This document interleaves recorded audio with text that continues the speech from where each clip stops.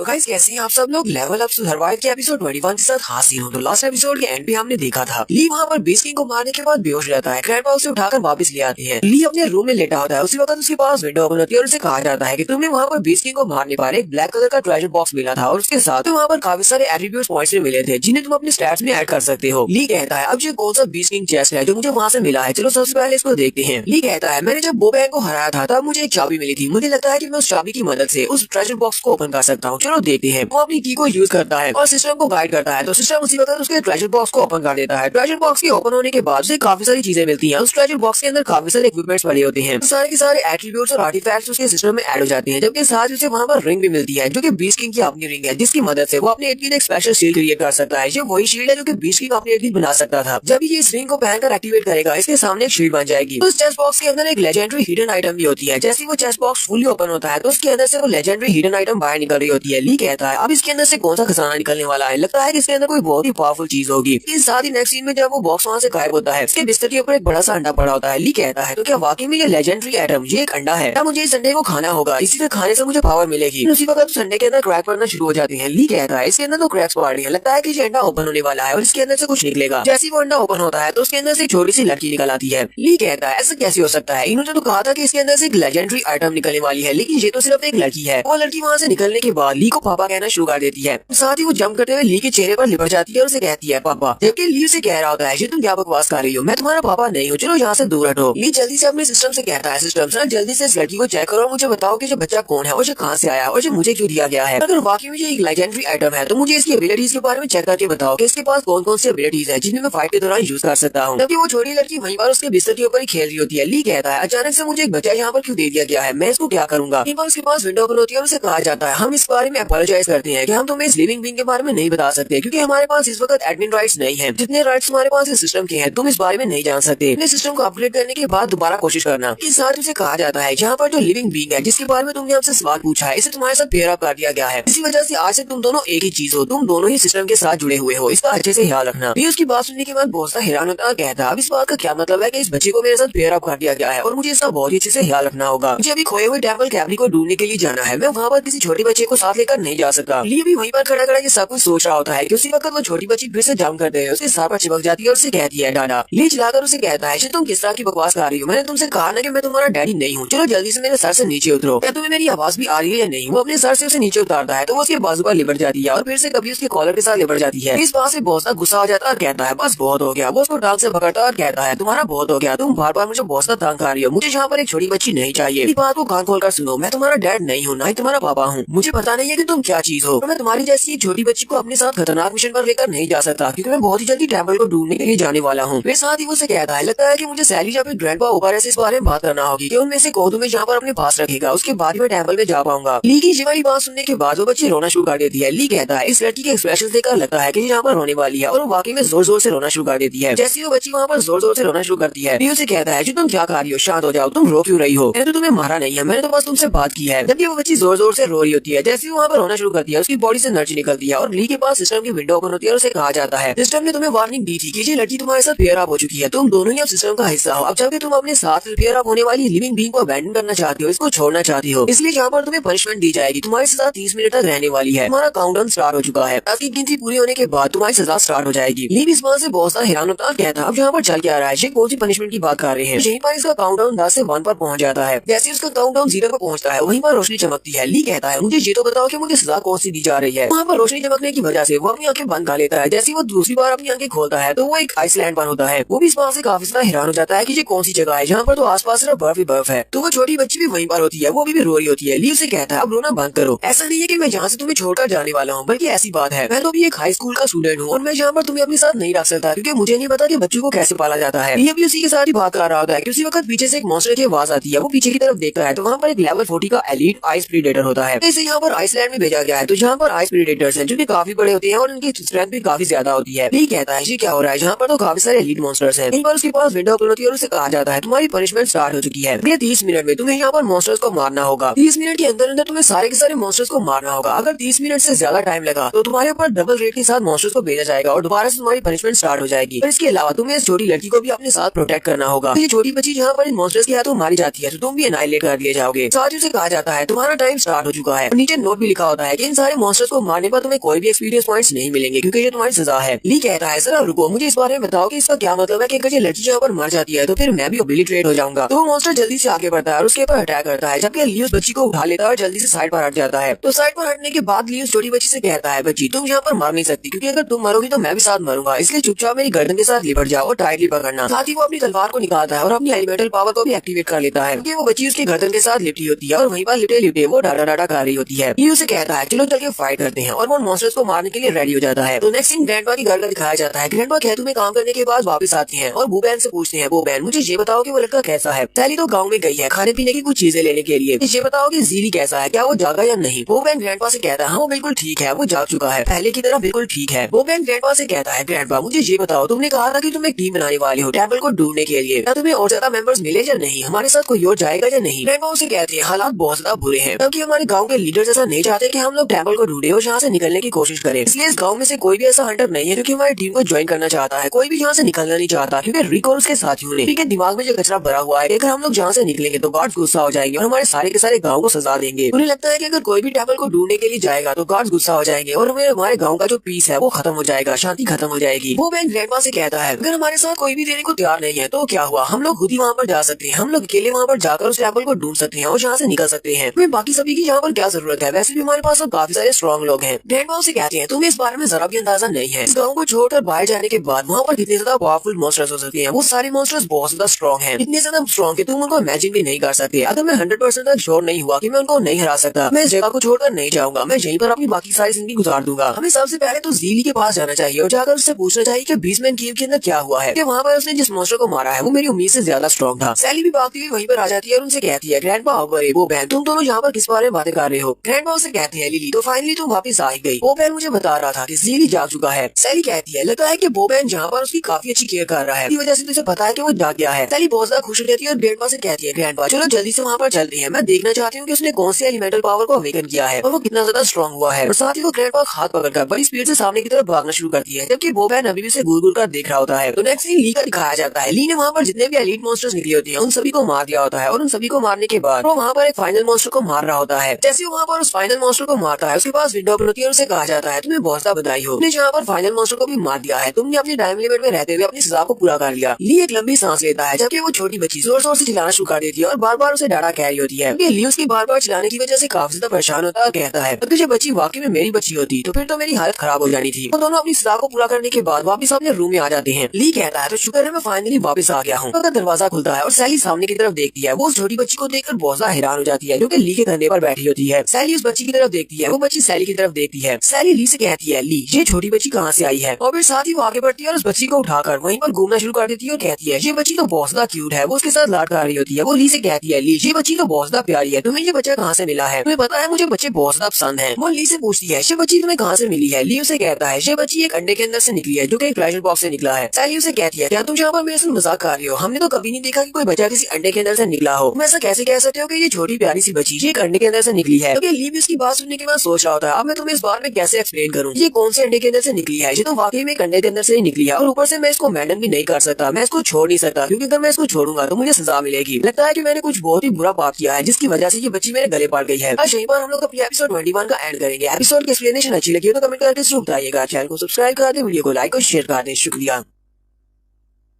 तो गाइस कैसे हैं आप सब लोग, लेवल अप टू सर्वाइव के एपिसोड 22 के साथ हाजिर हो। तो लास्ट एपिसोड के एंड पे हमने देखा था दिल्ली को एक अंडे के अंदर से छोटी बच्ची मिलती है और उस बच्चे को नाखुश करने की वजह से वो 30 मिनट की सजा भी भुगत कर वापस आ जाता है। उसी वक्त सैली बाहर से अंदर आती है, वो अंदर की तरफ देखती है तो ली के हाथ में छोटी बच्ची होती है। वो उसे देखकर बहुत ज्यादा खुश हो जाती है और कहती है वाओ ली तुम इस बच्ची को कहाँ से लेकर आए हो, मुझे बच्चे बहुत ज्यादा पसंद है। ली उसे कहता है ये अंडे के अंदर से निकली है। सैली उसे कहती है मेरे साथ मजाक मत करो, एक बच्ची एक अंडे के अंदर से कैसे निकल सकती है। ली उसे कहता है इस बारे में तो मुझे भी नहीं पता कि अंडे के अंदर से कैसे निकली है, लेकिन ये अंडे के अंदर से ही निकली है। ग्रैंडपा वो बहन भी अंदर आ जाते हैं। ग्रैंडपा से कहते हैं सैली तुमने इतना शोर क्यों मचा रखा है, बाहर तक तुम्हारी आवाजें आ रही हैं, आज यहाँ पर ऐसा क्या देख लिया है। वो दोनों भी अंदर आकर जब उस बच्ची को देखते हैं वो बहुत ज्यादा हैरान हो जाते हैं। सैली उनसे कहती है ग्रैंडपा ज़ीली को यहाँ पर एक बच्ची मिली है, वो उसे कहीं से उठाकर लाया है, इस बच्ची की तरफ देखे तो सही ये कितनी ज्यादा क्यूट है। ग्रैंडपा और वो बहन भी दोनों आगे बढ़ते हैं और कहते हैं हाँ ये बच्ची तो काफी ज्यादा क्यूट है। वो बहन ली से कहता है जब थोड़ी देर पहले मैं तुम्हें खाना देने के लिए आया था तब तो ये बच्ची यहाँ पर नहीं थी, अब ये बच्चा अचानक से यहाँ पर कहाँ से आ गया। ली से कहता है थोड़ी देर पहले जब तुम यहाँ पर आए थे तुम्हारी ड्रामी शक्ल देखकर ये बेड के नीचे छुप गई थी। जबकि ली सोच रहा होता है अब मैं सारी सिचुएशन को इनके सामने कैसे एक्सप्लेन करूंगा। अगर मैं इन्हें अपने सिस्टम के बारे में बताने लग जाऊं तो इनमें से किसी को भी इस बारे में समझ नहीं आएगी कि मैं यहाँ पर इनसे क्या कह रहा हूँ। मुझे लगता है कि मुझे बस इनको ऐसे ही कहना चाहिए कि इसे बीस्टमैन केव से बिछा कर लाया हूँ।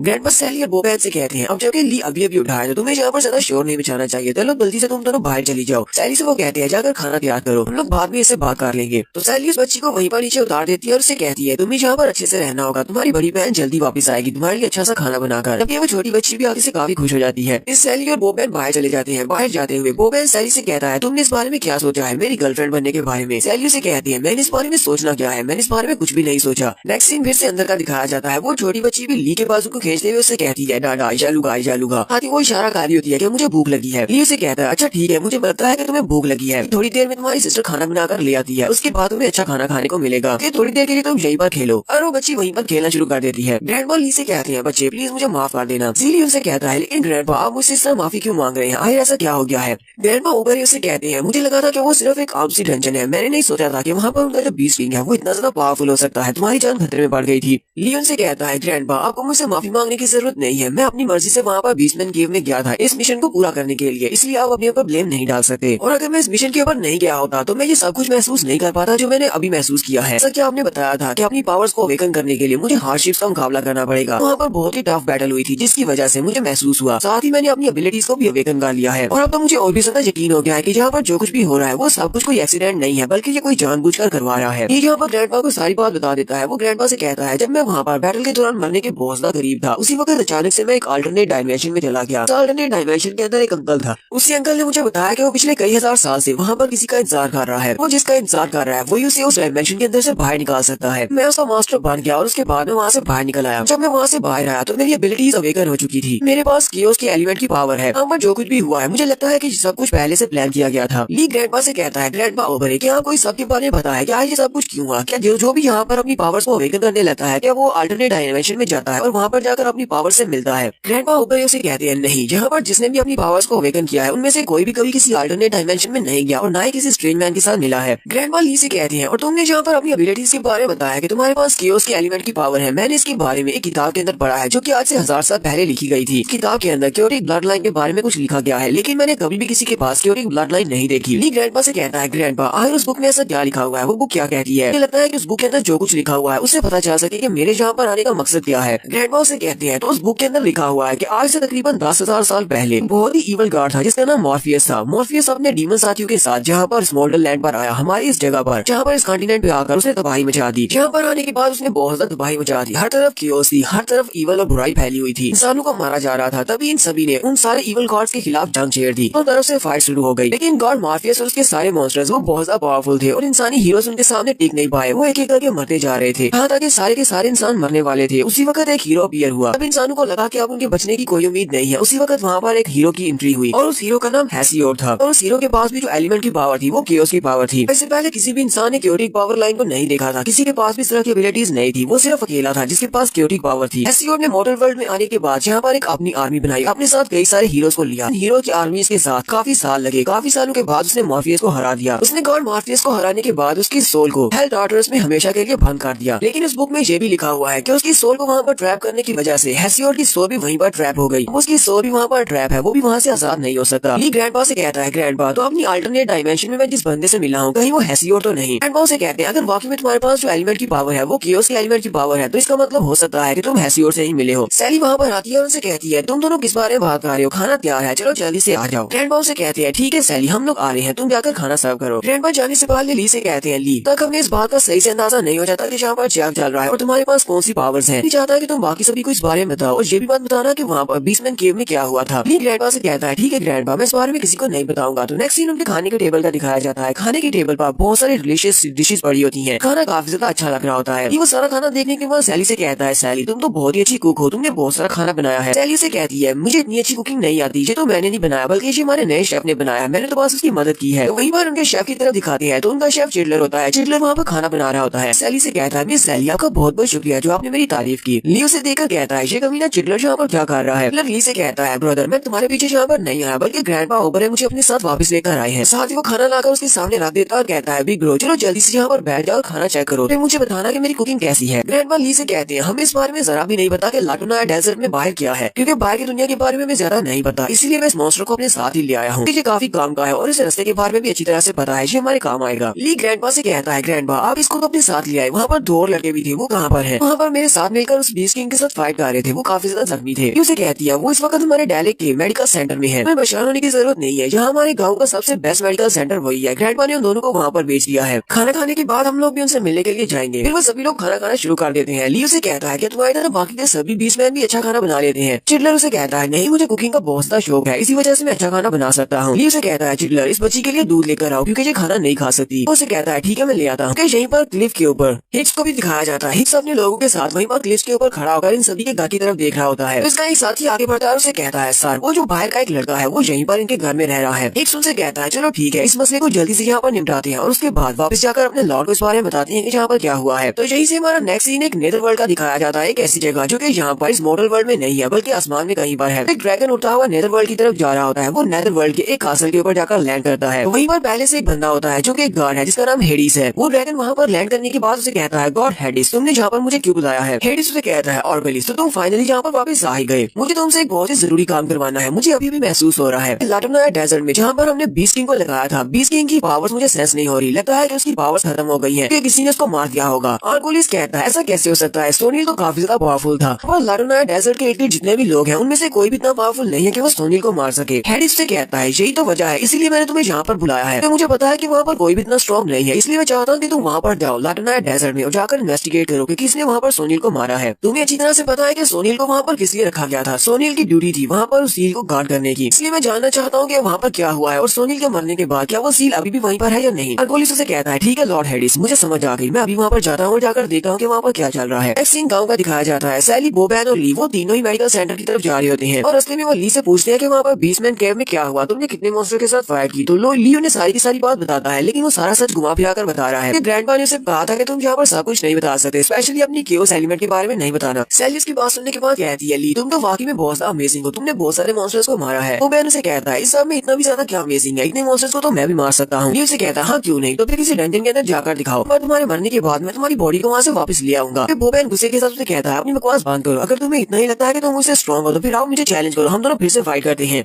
तो यहीं पर हम लोग अपनी एपिसोड 22 का एंड करेंगे। एपिसोड की एक्सप्लेनेशन अच्छी लगी हो तो कमेंट करके जरूर बताइएगा। चैनल को सब्सक्राइब कर दें, वीडियो को लाइक और शेयर कर दें। शुक्रिया।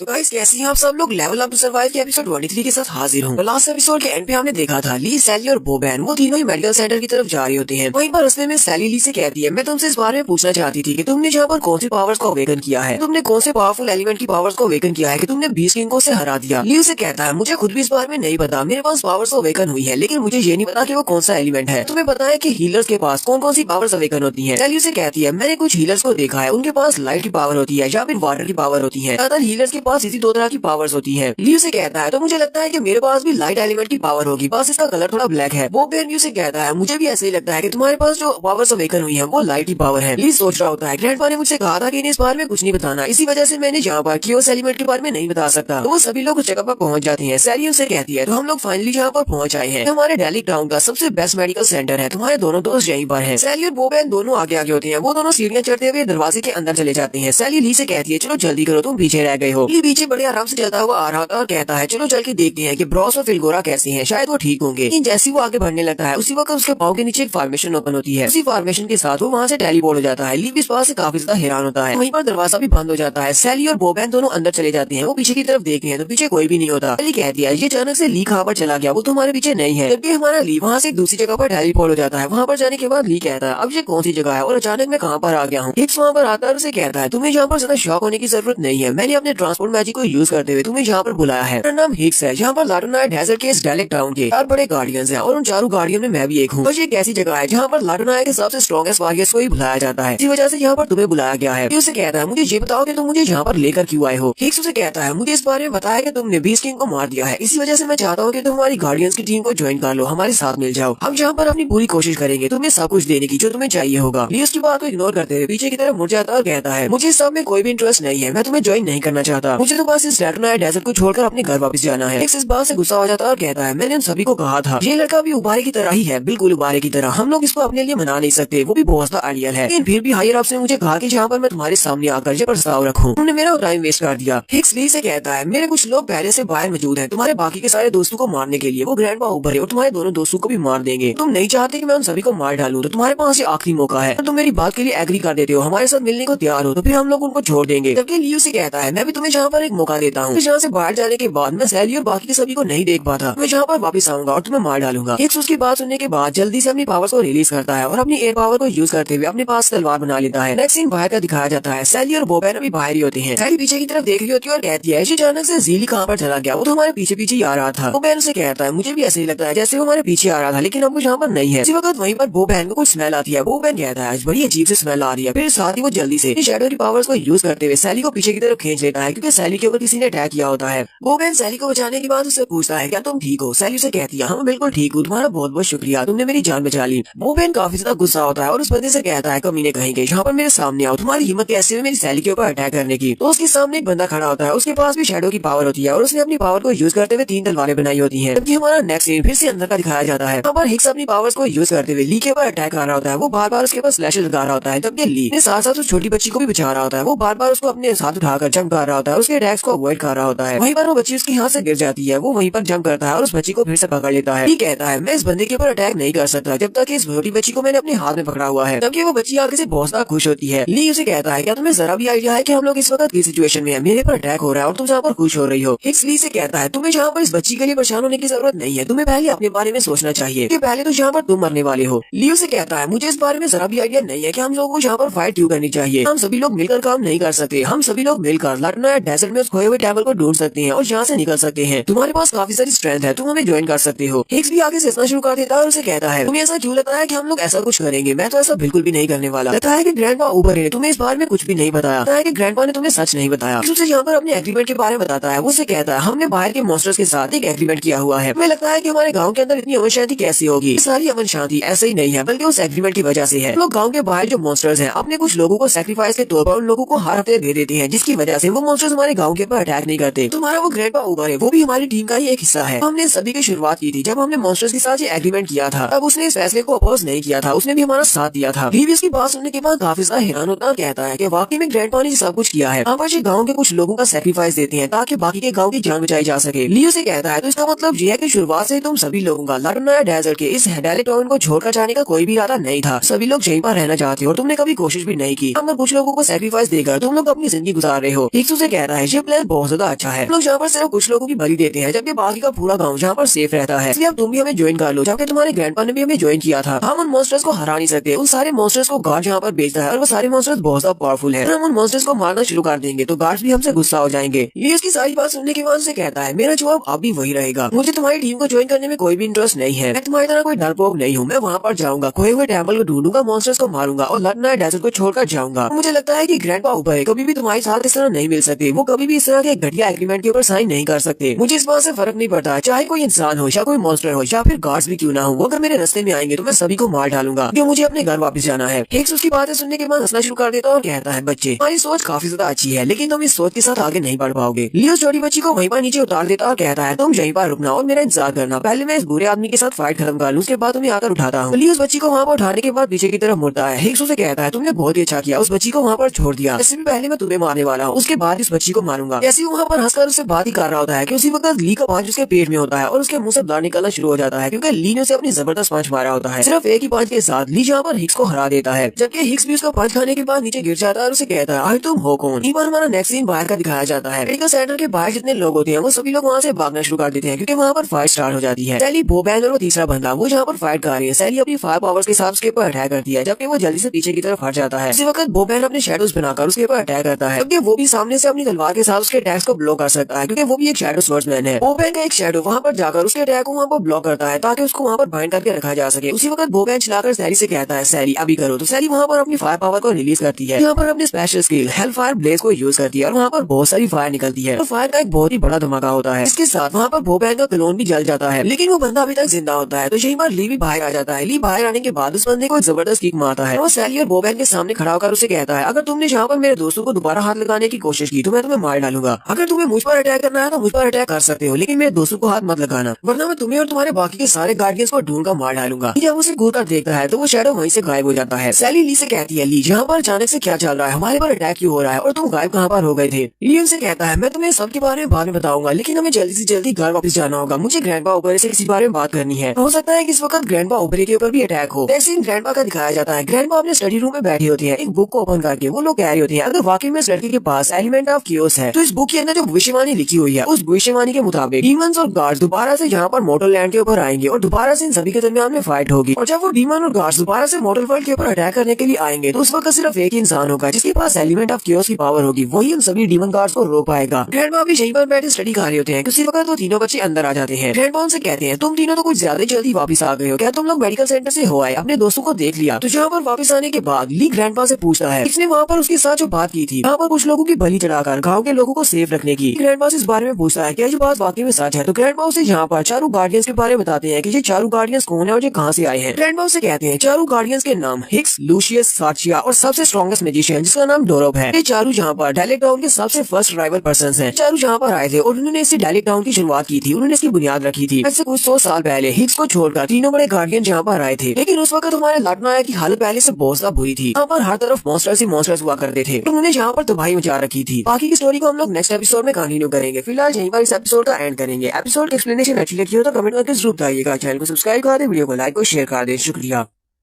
गाइस कैसे हैं आप सब लोग। लेवल अप टू सर्वाइव की एपिसोड 24 के साथ हाजिर हूँ। एपिसोड 23 का एंड हमने कहानी पर किया था। यहाँ पर ग्रैंडपा उभरे चारों गार्डियन की कहानी सुना रहे हैं। ग्रैंडपा उनसे कहते हैं काफी 100 साल पहले जहाँ पर ये तीनों गार्डियंस आए थे, हिक्स ने इन सभी को बाद में ज्वाइन किया है। ये तीनों गार्डियंस जहाँ पर आए थे तब लाटोनाया डेजर्ट की हालत बहुत ज्यादा बुरी थी। टाउन के अंदर कोई भी सेफ नहीं था, मॉन्स्टर्स हर जगह पर थे। मॉन्स्टर्स हर रोज इंसानों के ऊपर अटैक किया करते थे। अब तो यहाँ पर इंसान अपने घर बनाकर रह सकते हैं, लेकिन उस वक्त हालात इतने ज्यादा खराब थे। सभी लोग मॉन्स्टर्स से छुप कर रहा करते थे, मॉन्स्टर्स को छुप कर अपनी जान बचाना पड़ती थी। यहाँ पर सिर्फ मॉन्स्टर्स ही उन्हें खतरा नहीं था, क्योंकि जितने भी इंसान यहाँ पर छुपकर रहते थे उनके लिए खाना भी एक मुसीबत था। उनको खाना नहीं मिलेगा तो वो खुद ही भूख से मर जाएंगे। इसी वजह से उन्हें अपने ही लोगों के ऊपर अटैक करना शुरू कर दिया। उनमें से कुछ तो ऐसे लोग थे जो कि अपने ही लोगों को मारकर उनकी बॉडीज को खाना शुरू कर दिया, तो कुछ लोगों ने अपने बच्चों को बेचकर खाना लेना शुरू कर दिया। फिर अचानक से कहीं से डोरब की एंट्री हुई। डोरब वहाँ पर आया और उसने सभी को एक उम्मीद की किरण दी। डोरब और उसके साथ दो और गार्डियंस थे, वो बहुत ज्यादा पावरफुल थे। उन सभी लोगों ने यहाँ पर इस नए टाउन की बुनियाद रखी और इसको डेलिक का नाम दिया। सभी लोगों को यहाँ पर लेकर आया और सभी को सेफ रखा। यहाँ पर उन्होंने सभी लोगों को बीज दिए ताकि वो यहाँ पर खेती बाड़ी कर सके और अपना सिस्टम चला सके। साथ ही उन सभी ने यहाँ पर एक नया रूल बनाया कि कोई भी लाटोनाया डेजर्ट को छोड़कर नहीं जा सकता। लाटोनाया डेजर्ट को छोड़कर जाने के बारे में सोचेगा तो कड़ी से कड़ी सजा दी जाएगी। कि यहाँ पर इस डायलेक्ट टाउन में जितने भी लोग थे उन्होंने सभी के जहन में ये बात भर दी थी कि अगर हम लोग इस गाँव को छोड़कर बाहर निकलेंगे तो बाहर के मॉन्स्टर्स हमें मार डालेंगे और गार्ड्स हमसे गुस्सा हो जाएंगे। ली ग्रैंडपा से कहता है, ग्रैंडपा लेकिन आपने हमें इस बारे में क्यों नहीं बताया कि आप लोग जो इस गाँव में रह रहे हो वो भी इतनी अमन शांति के साथ। ये सब कुछ लोगों के सेक्रीफाइस की वजह से है, क्योंकि आप लोग हर हफ्ते या महीने यहाँ से कुछ लोगों की बलि देते हो उन मॉन्स्टर्स को। वो बैल ली से कहता है, ली तुम किस तरह की बकवास कर रहे हो, तुम ग्रैंडपा से किस तरह बात कर रहे हो। ग्रैंडपा से कहता है, मुझे सब कुछ पता चल गया है कि तुम लोगों ने मॉन्स्टर्स के साथ एक एग्रीमेंट किया हुआ है कि तुम लोग यहाँ पर अपने गांव के अंदर शांति से रह सको। इसी वजह से तुम कुछ निर्दोष लोगों को हर महीने वहाँ पर सेक्रीफाइस के तौर पर भेज देते हो। वो ग्रैंडपा से कहता है, ग्रैंडपा ओबरे मुझे बताओ क्या मैं यहाँ पर झूठ बोल रहा हूँ। आखिर आपने शुरुआत से हमें इस बारे में क्यों नहीं बताया, आपने हमें सच्चाई क्यों नहीं बताई। यहाँ भी ऐसा तो नहीं है कहीं आप भी उन सभी के साथ मिले हुए हैं, आप उन चारों गार्डियंस के साथ 5वें गार्डियन है, सब कुछ मिलकर कर रहे हैं। क्या आपको भी लगता है कि यहाँ पर निर्दोष लोगों की बलि चढ़ा देना बाकी के गाँव की शांति के लिए ये ठीक है। सैली ली से कहती है, ये तुम किस तरह की बात कर रहे हो, तुम ग्रैंडपा के ऊपर इल्जाम लगा रहे हो। हमारे ग्रैंडपा हमारे इस कॉन्टिनेंट के 12 हीरोज में से एक हीरो हैं। उन्होंने यहाँ पर इंसानियत को बचाने के लिए बहुत बड़ा सेक्रीफाइस दिया है। ग्रैंडपा ऊपर सैली से कहते हैं, सैली तुम्हें ज्यादा गुस्सा होने की जरूरत नहीं है, ली ने बिल्कुल ठीक कहा है। ये बात वाकई में सच है कि मैं भी इस एग्रीमेंट का हिस्सा रहा हूँ। तो उन चारों गार्डियंस ने मुझसे ये बात कही थी तो मैंने उनके लिए इस बात के लिए एग्री किया था। सभी लोग जब बात सुनने के बाद बहुत ज्यादा हैरान हो जाते हैं। ग्रैंडपा ली से कहते हैं, मुझे ये बताओ अगर तुम्हारे पास 2 ऑप्शन हो, तुम्हें दोनों में से एक को चूज करना है तो तुम किसको चूज करोगे। एक तरफ तुम्हारी फैमिली है जिससे तुम बहुत ज्यादा प्यार करते हो, जबकि दूसरी तरफ कुछ अनजान लोग हैं, वो सभी भी मासूम है लेकिन तुम उनको जानते नहीं हो, तुम उनसे प्यार नहीं करते। तो तुम उन दोनों में से कौन से ऑप्शन को चूज करोगे, तुम किन्हें प्रोटेक्ट करोगे। यहाँ पर अपनी फैमिली को प्रोटेक्ट करने को चूज किया, क्योंकि मैं यहाँ पर इतना भी अच्छा इंसान नहीं हूँ कि मैं अपनी फैमिली को मरने के लिए छोड़ दूं, जैसे लोगों के लिए जिनको मैं जानता भी नहीं हूँ। मुझे नहीं पता कि मैंने यहाँ पर सही फैसला किया है या गलत फैसला किया है, लेकिन मुझे लगता है कि मैंने अपने प्यारों की जान बचाई है। उस वक्त सैली और बोबैन बहुत ज्यादा छोटे थे और ये दोनों इस वक्त अपनी रक्षा नहीं कर सकते थे। उन्होंने मुझे धमकी दी थी कि वो सैली और बोबैन को मार डालेंगे। इसी वजह से मुझे उनके इस एग्रीमेंट में उनका साथ देना पड़ा और उनके साथ हूँ। जब शुरुआत में मैं यहाँ पर आया था तब मैं भी लाटोनाइट डेजर्ट को छोड़कर जाना चाहता था। अगर मैं वहाँ पर थोड़ा सा भी रिबेल करता तो वो सैली और बोबैन को मार देती और मैं ऐसा बिल्कुल भी नहीं चाहता कि वो सैली और बोबैन को मार डाले। सैली और बोबैन जो मेरी जिंदगी में सबसे ज्यादा इंपॉर्टेंट है। मैं यहाँ पर अपनी जिंदगी को दांव पर लगा सकता हूँ लेकिन सैली और बोबैन की नहीं। इसलिए मेरे पास कोई भी चॉइस नहीं थी, मुझे उनके इस एग्रीमेंट को मानना पड़ा। ग्रैंडमा ली से कहती है मैं कोई डरपोक नहीं हूँ, मरने से भी डर नहीं लगता, लेकिन मैं अपने प्यारों को खोने से डरता हूँ क्योंकि सैली और बोबैन जो मेरी जिंदगी में बहुत ज्यादा इंपॉर्टेंट है। ली ग्रैंडपा से कहता है ग्रैंडपा अगर आप इतने ज्यादा स्ट्रॉन्ग होते कि आप इन दोनों को प्रोटेक्ट कर सकते तो मुझे नहीं लगता कि आपको इन दोनों ऑप्शन में से किसी एक ऑप्शन को चूज करना पड़ता। ली ग्रैंडपा से कहता है मुझे लगता है कि तुम्हारी रीजन बिल्कुल साफ है क्योंकि तुम्हारे पास इतनी स्ट्रेंथ नहीं थी कि तुम उन चारों गार्डियंस को हरा सको और उन चारों गार्डियंस के हाथों से सैली और बोबैन को बचा सको। इस वजह से तुमने उनकी ऑफर को मान लिया और हर महीने जहाँ पर इनोसेंट लोगों की बलि देने को तैयार हो गए। बोबैन गुस्से के साथ उसे कहता है तुम ग्रैंडपा के बारे में इस तरह बात कैसे कर सकते हो? ग्रैंडपा ने जहाँ पर जो कुछ भी किया है वो सब कुछ हमारे लिए किया है। तुम इस तरह ग्रैंडपा के साथ बात करते रहे तो मैं तुम्हें पीटना शुरू करूंगा। सैली भी ली से कहती है तुम यहाँ पर ग्रैंडपा को वीक कैसे कह सकती हो? तुम्हें लगता है कि ग्रैंडपा कमजोर है? तुम यहाँ पर कितने ही स्ट्रॉन्ग क्यों ना हो, कोई ना कोई ऐसा होता है जो तुमसे ज्यादा स्ट्रॉन्ग होता है। इसका मतलब ये नहीं है कि तुम भी कमजोर हो। ली ग्रैंडपा से कहता है ग्रैंडपा मुझे ये बताएं अगर आपको यहाँ पर सैली और बोबैन में से किसी एक को चूज करना पड़े तो आप इन दोनों में से किसे चूज करेंगे? ग्रैंडपा उसकी बात सुनने के बाद खामोश हो जाते हैं। ली कहता है मुझे अपनी बात की समझ आ गई है ग्रैंडपा, अगर मेरी कोई बात आपको बुरी लगी हो तो प्लीज उसके लिए मुझे माफ कर देना। ग्रैंडपा ऊपर उससे कहते हैं तुम्हें मुझसे माफी मांगने की जरूरत नहीं है, बल्कि तुमने तो यहाँ पर मेरी आंखें खोल दी। मुझे पहले से ये बात अच्छी तरह से पता है कि मैं काफी अरसे से यहाँ पर इनके जाल में फंसा हुआ हूँ। मुझे लाटोनाइट डेजर्ट को छोड़कर जाना है लेकिन मैं यहाँ से निकल नहीं पाया। लेकिन तुम यहाँ पर जब मेरे सामने आए तो मुझे फिर से नजर आया कि मैं यहाँ पर इस लाटोनाइट डेजर्ट को छोड़कर जा सकता हूँ। सालों से जो डिजायर मैंने अपने अंदर दफनाई हुई थी वो फिर से जाग गई है। ग्रैंडपा सैली और बोबैन से कहते हैं सैली बोबैन अब तुम दोनों ही बड़े हो चुके हो, तुम दोनों अपना फैसला ले सकते हो। ये बताओ कि तुम लोग क्या करना चाहते हो? अगर तुम लोग मेरा साथ दोगे तो हम लोग लाटोनाइट डेजर्ट को छोड़ने के प्लान के ऊपर आगे काम करेंगे। तुम दोनों यहीं पर इसी गाँव में रहना चाहते हो तो तुम दोनों इस गाँव में रह सकते हो, चारों गार्डियंस की बात को मान लो और यहीं पर रह सकते हो। सैली ग्रैंडपा से कहती है ग्रैंडपा चाहे कुछ भी हो जाए, चाहे आप कहीं पर भी चले जाए, मैं आपके साथ ही जाऊंगी। बोबैन ग्रैंडपा से कहता है मुझे नहीं फर्क नहीं पड़ता कि तुम जहाँ पर मर्जी चले जाओ, मुझे तो यहाँ पर सैली के साथ रहना है, चाहे वो जहाँ भी जाएगी मैं उसके साथ रहूंगा ताकि मैं उसे प्रोटेक्ट कर सकूं। ली जल्दी से उनका खड़ा हो जाता है और कहता है ग्रैंडपा अकबर मुझे लगता है कि ये फाइट बैक का टाइम है। यहाँ पर तुमने जितने भी लोगों का सैक्रिफाइस दिया है उन सभी का बदला लेने का वक्त है और आगे जितने लोगों का सैक्रिफाइस देने वाले हैं उन सभी को बचाने का वक्त है। अपने प्यारों की जान बचाने के लिए, अपने घर वापस जाने के लिए यहाँ पर फिर से फाइट करना होगी। ये चारों लोग यहाँ पर उठकर खड़े हो जाते हैं और फाइट करने के लिए रेडी है। ग्रैंडपा अकबर उनसे कहते हैं अगर हम लोग इस टाउन को छोड़कर जाना चाहते हैं तो सबसे पहले हमें चारों गार्डियंस को हराना पड़ेगा। एक विंड मैजिशियन जिसका नाम हिक्स था उसको हराया है, सबसे ज्यादा कमजोर है क्योंकि उसने चारों गार्डियंस को अभी फिलहाल में ही ज्वाइन किया है। बाकी के तीनों बहुत ज्यादा पावरफुल है, उन तीनों को हराना बहुत ज्यादा मुश्किल होगा। उन तीनों में से भी लूशियस और साचिया को हराना तो आसान है लेकिन डोरो को हराना बहुत ज्यादा मुश्किल है क्योंकि उसके पास कॉम्बैट एबिलिटी है, तो एक बहुत ही अच्छा मैजिशियन भी है। जितना मैं उनके बारे में जानता हूँ जैसे हिक्स रिकवर होगा वो चारों ही हमारा अटैक करने के लिए वापस आएंगे ताकि वो हमें मार सके। इसलिए हमारे पास बहुत ही कम वक्त है, हमें यहाँ पर अपनी तैयारी मुकम्मल करना होगी। अगर हम लोग उन चारों गार्डियंस को यहाँ पर नहीं हरा सकते तो हम लोग वहाँ पर खोए हुए टेम्पल को ढूंढकर उसके अंदर जो मॉन्स्टर्स हैं उनको भी नहीं हरा पाएंगे। ग्रैंडपा उन तीनों से कहते हैं तुम तीनों को भी यहाँ पर अपनी लिमिट्स को ब्रेक करना होगा और अपनी फुल स्ट्रेंथ को हासिल करना होगा कि जब हमारी उनके साथ फाइट हो तो हमारी टीम बहुत ज्यादा मजबूत हो। क्योंकि आज के बाद अगर हम लोग यहाँ पर जिंदा रहेंगे तो ये हमारी स्ट्रेंथ के ऊपर डिपेंड करता है कि क्या होने वाला है। ये सब कुछ भी हमारी स्ट्रेंथ के ऊपर डिपेंड करेगा। एक सीन बाहर का दिखाया जाता है, ली पेड़ के नीचे आराम से लेटा होता है जबकि वो छोटी बच्ची वहाँ पर बैठी एक तितली को देख रही होती है। ली वहीं पर लेटे लेटे सोच रहा होता है मुझे यहाँ पर इस जगह के ऊपर आए हुए काफी अर्सा गुजर चुका है, नानी मेरी मॉम किस हाल में होंगी, वो तो बहुत ज्यादा परेशान होगी। ली कहता है मॉम मेरा इंतजार करना, मैं बहुत ही जल्दी वापस आऊंगा। वो तितली उठती है तो वो छोटी बच्ची उसके पीछे जंप लगा देती है उस तितली को पकड़ने के लिए। जल्दी से आगे बढ़ता है और उसके अंडे के शेल को पकड़कर उसे पीछे खींच लेता है क्योंकि वो क्लिफ के ऊपर खड़ी होती है। ली उसे कहता है पागल बच्ची क्या तुम यहाँ से गिरकर मरना चाहती हो? क्योंकि अगर तुम यहाँ से गिरकर मर गई तो मैं भी तुम्हारे साथ ही मर जाऊंगा। ली वहाँ पर अपनी विंडो को ओपन करता है और कहता है मैंने यहाँ पर बीस्ट किंग को मारा है जिससे मुझे बहुत ज्यादा एक्सपीरियंस पॉइंट्स मिले थे लेकिन मैंने सिर्फ 10 लेवल्स को हासिल किया है। इसके अलावा मेरे पास सिर्फ 50 अनजूड स्किल्स हैं जिनको मैं दूसरे स्टैट्स में इंक्रीज कर सकता हूँ। और वो अंकल जो कि मुझे वहाँ पर अल्टरनेट डायमेंशन में दिखाई दिया था वो भी गायब हो चुका है, उसके बाद मुझे दिखाई नहीं दिया। ली कहता है चलो छोड़ो इस बात को, मुझे अब ये डिसाइड करना है कि मुझे 50 पॉइंट्स को कौन से स्टैट्स में ऐड करना है। ली कहता है जब मैंने यहाँ पर केओस एलिमेंट की पावर्स को अवेकन किया था तब मुझे यहाँ पर एक नया स्किल मिला था ओबिली ट्रेड का। हालांकि वो स्किल काफी ज्यादा अच्छा है लेकिन उस स्किल की वजह से जब मैं उसे यूज करता हूँ तो मेरी 90% तक एचपी रिड्यूस हो जाती है जिससे मेरी अपनी जान खतरे में पड़ सकती है। हालांकि मेरे पास बेसर्क वॉरियर्स मॉर्निंग है जिसकी मदद से मैं अपनी एचपी को इंस्टेंटली हील कर सकता हूँ, लेकिन उसको यूज करने के लिए मुझे 8 लेवल चाहिए होते हैं। ली कहता है तो मुझे अपने अनअसाइन्ड पॉइंट्स को यहाँ पर अपनी एजिलिटी में ऐड करना चाहिए, मुझे अपने ऑफेंस को बढ़ाना चाहिए ना कि डिफेंस को। ली यहाँ पर अपने सारे 50 पॉइंट्स को अपने स्टैट्स में इंक्रीज कर लेता है। उसी वक्त उसके पास एक नोटिफिकेशन आता है और उसे कहा जाता है तुम्हारे पास एक नया मैसेज है। ली कहता है अब ये मैसेज यहाँ पर कहाँ से आ गया? मैसेज के नीचे लिखा होता है कि ये नया मैसेज तुम्हें बस्टिंग स्वीट हार्ट की तरफ से आया है। वो मैसेज देखने के बाद बहुत सा हैरान हो जाता है और कहता है ये तो किंग ज़ाओमी की आईडी है लेकिन उसकी आईडी यहाँ पर कैसे हो सकती है? क्या मैं अभी तक गेम में लॉग इन हूँ? इस बात से बहुत सा हैरान होता है। ली कहता है क्या वाकई में मैं बाहर की दुनिया के साथ भी कांटेक्ट कर सकता हूँ? वो उस मैसेज को ओपन करता है। इस मैसेज को ओपन करता है तो उसमें ज़ाओमी की तरफ से मैसेज होता है। ज़ाओमी उसे कहती है तुम कहाँ पर हो? तुम ऑनलाइन हो, मैं इस वक्त बिगनर्स विलेज के फ्लोरिसास चर्च के पास हूँ, चलो जल्दी से यहाँ पर आ जाओ। यहाँ पर साओमी के काफी सारे मैसेजेस होते हैं। दूसरे मैसेज में साओमी उसे कहती है तुम मुझे इग्नोर क्यों कर रहे हो, मुझे पता है कि तुम ऑनलाइन हो, फिर भी तुम यहाँ पर आ क्यों नहीं रहे, मैं तुम्हारा इंतजार कर रही हूँ। तीसरे मैसेज में वो उसे कहती है अगर तुम मुझे इसी तरह इग्नोर करते रहे स्कूल में आकर मैं तुम्हें अच्छा सबक सिखाऊंगी। यहाँ पर उसके बहुत सारे मैसेजेस होते हैं। इसी तरह काफी सारे मैसेजेस में वो उसे काफी सारी बातें करती है कि उसे काफी गुस्सा होती है क्योंकि वो गेम के अंदर नहीं आ रहा लेकिन उसका स्टेटस ऑनलाइन शो हो रहा है। साथ ही वो लास्ट मैसेज में उसे कहती है आज तो तुम स्कूल भी नहीं आए, पिछले 2 दिन से तुम स्कूल नहीं आ रहे। अचानक से गंजे वाले अंकल हमारे क्लासरूम में आए थे और उन्होंने आकर बताया कि वो तुम्हारी मॉम के साथ यहाँ से दूसरे सिटी में शिफ्ट हो रही है। इसी वजह से आज के बाद तुम यहाँ पर स्कूल में नहीं आया करोगे। कहीं ऐसा तो नहीं है कि मेरी वजह से तुम बहुत ज्यादा परेशान हो गए हो क्योंकि मैं तुमसे अपना होमवर्क करवाती हूँ। ऐसी बात है तो वापस आ जाओ, शहर को छोड़कर जाने की जरूरत नहीं है। ये भी ये सारे मैसेज पढ़ने के बाद बहुत ज्यादा हैरान हो जाता है। कहता है ऐसा कैसे हो सकता है, मेरी मॉम शहर को छोड़कर कैसे जा सकती है। उसने जहाँ पर कहा कि गंजा अंकल वहाँ पर आया था लेकिन मेरी मॉम की फैमिली में और ना ही उनके दोस्तों में कोई भी गंजा अंकल नहीं है। जहाँ पर तो कुछ तो बहुत ज्यादा मिस्टीरियस चल रहा है। जल्दी से जल्दी बाहर अपनी मॉम के पास जाना पड़ेगा। यहीं पर हम लोग अपनी एपिसोड 24 का एंड करेंगे। एपिसोड की एक्सप्लेनेशन अच्छी लगी हो तो कमेंट करके जरूर बताइएगा। चैनल को सब्सक्राइब कर दे, वीडियो को लाइक और शेयर कर दे। शुक्रिया।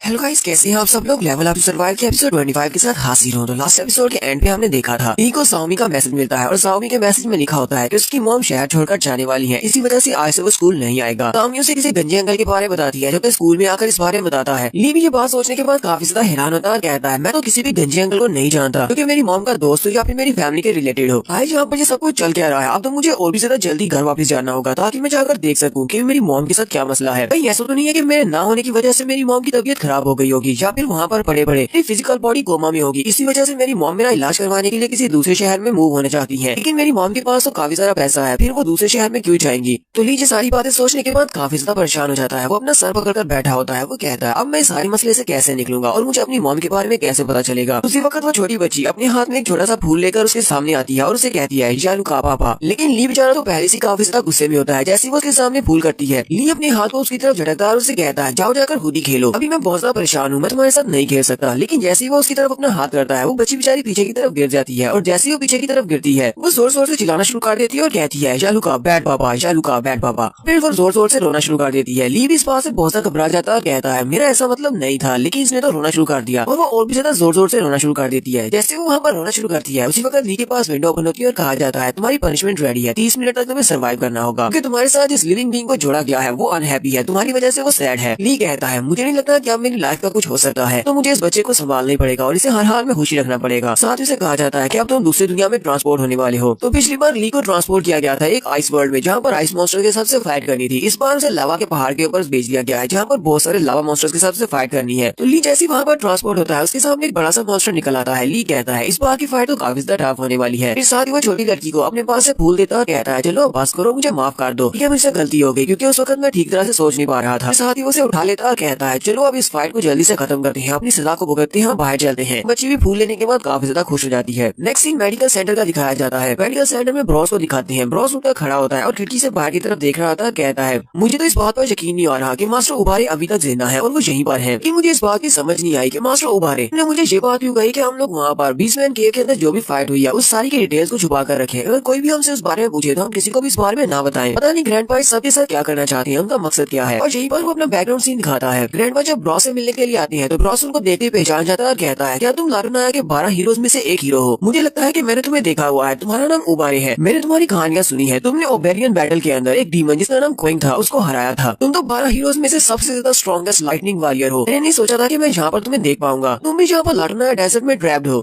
ग्रैंडपा से कहती है हाँ तुम्हारी बात बिल्कुल सच है, मैं 12 हीरोज में से एक हूँ, लेकिन अब ये बात काफी ज्यादा पुरानी हो चुकी है क्योंकि मैं बहुत ज्यादा बूढ़ा हो गया हूँ। दूसरी बात मैं भी यहाँ पर लारुनाया डेजर्ट में काफी लंबे अरसे से ट्रैप हूँ और जहाँ से निकल नहीं पाया। तुम्हें इस बारे में बात करने की जरूरत नहीं है। ब्रॉस से कहता है इस बात पर यकीन नहीं हो रहा कि एक हीरो यहाँ पर मुझसे बात करने के लिए आया है। क्या यहाँ पर तुम्हें मुझसे कुछ चाहिए जो तुम यहाँ पर स्पेशली मुझसे मिलने के लिए आए हो। ग्रैंडपा से कहते हैं हाँ मुझे तुमसे कुछ चाहिए, इसीलिए मैं तुम्हारे पास यहाँ पर आया हूँ। मैं चाहता हूँ कि तुम मुझसे एक बात का वादा करो। ब्रॉस उनसे कहता है लेकिन आपको मुझसे किस किस्म का वादा चाहिए, ऐसी क्या बात है कि आपको खुद यहाँ पर मुझसे मिलने के लिए आना पड़ा। ग्रैंडपा से कहते हैं मैं यहाँ पर चैन ज़ीली के बारे में तुमसे बात करने वाला हूँ। अगर मेरे अलावा यहाँ पर कोई भी तुमसे आकर इस बारे में पूछता है कि बीस्टमैन केव के अंदर चैन ज़ीली ने उस मॉन्स्टर को कैसे मारा था, बीस्ट किंग को कैसे मारा है, तो मैं चाहता हूँ कि तुम तुम उसे ये सारी बात फोर्स करके बताओ। तुम उसे कहना कि तुम्हें इस बारे में नहीं पता। साथ ही अपने दोस्त फिलकोरा को भी इस बारे में बता देना कि वो भी किसी को इस बारे में ना बताए। रॉस उनसे कहता है, अंकल उबारे, आपको इस बारे में परेशान होने की जरूरत नहीं है। हालांकि मुझे इस बारे में नहीं पता कि आप जैसा क्यों चाहते हैं कि मैं ली के बारे में किसी को भी इस बारे में ना बताऊं, लेकिन फिर भी किसी को भी इस बारे में नहीं बताने वाला। ग्रैंडपा का पीछे की तरफ मुड़ जाते हैं और उसे कहते हैं, तुम्हारा बहुत बहुत शुक्रिया, अब तुम यहाँ पर आराम करो, मैं तुम्हें और ज्यादा डिस्टर्ब नहीं करूंगा। ब्रॉस भी इसी बारे में सोच रहा होता है। ब्रॉस कहता है, ये 12 हीरोज में से एक बहुत ही पावरफुल हीरो है, लेकिन इसके बावजूद भी ये लाटना डेजर्ट को छोड़कर यहाँ से जा नहीं पाए, ये भी यहाँ पर ट्रैप्ड है। फिर हम लोग यहाँ पर क्या कर सकते हैं, हम लोग इस जगह को कैसे छोड़कर जाएंगे। ग्रैंडपा उसे कहते हैं, अगर तुम यहाँ से निकलने के बारे में सोच रहे हो तो यहाँ से निकलने का सिर्फ एक ही रास्ता है, हमें लाटना डेजर्ट के खोए हुए टेम्पल ऑफ कैबरी को ढूंढना होगा और उसके अंदर जो गार्डियन है उसको हराना होगा, फिर ही हम लोग यहाँ से निकल पाएंगे। मैंने यहाँ पर एक टीम बनाने के बारे में सोचा है ताकि हम लोग उस टीम की मदद से उस टेम्पल को ढूंढकर उसके गार्डियन को हरा सके और यहाँ से निकल सके। अगर तुम्हें मेरी टीम को ज्वाइन करने में इंटरेस्ट है तो तुम्हें यहाँ से गाँव के साउथ की तरफ आना होगा, वहाँ पर आकर मेरे बारे में पूछ लेना, वहीं पर मेरा घर है। यहीं से सीन प्रेजेंट में आ जाता है। उस खिड़की में खड़ा होता है। फिलकोरा उसके पास आता है और कहता है, लगता है कि तुम ठीक हो गए हो, तुम यहाँ पर क्यों खड़े हो, आराम करो। लगता है कि तुम्हारे सारे जख्म हील हो चुके हैं, लेकिन फिर इतनी रात को तुम यहाँ पर खड़े क्या कर रहे हो, तुम्हें आराम करना चाहिए, तुम अभी तक सोए क्यों नहीं।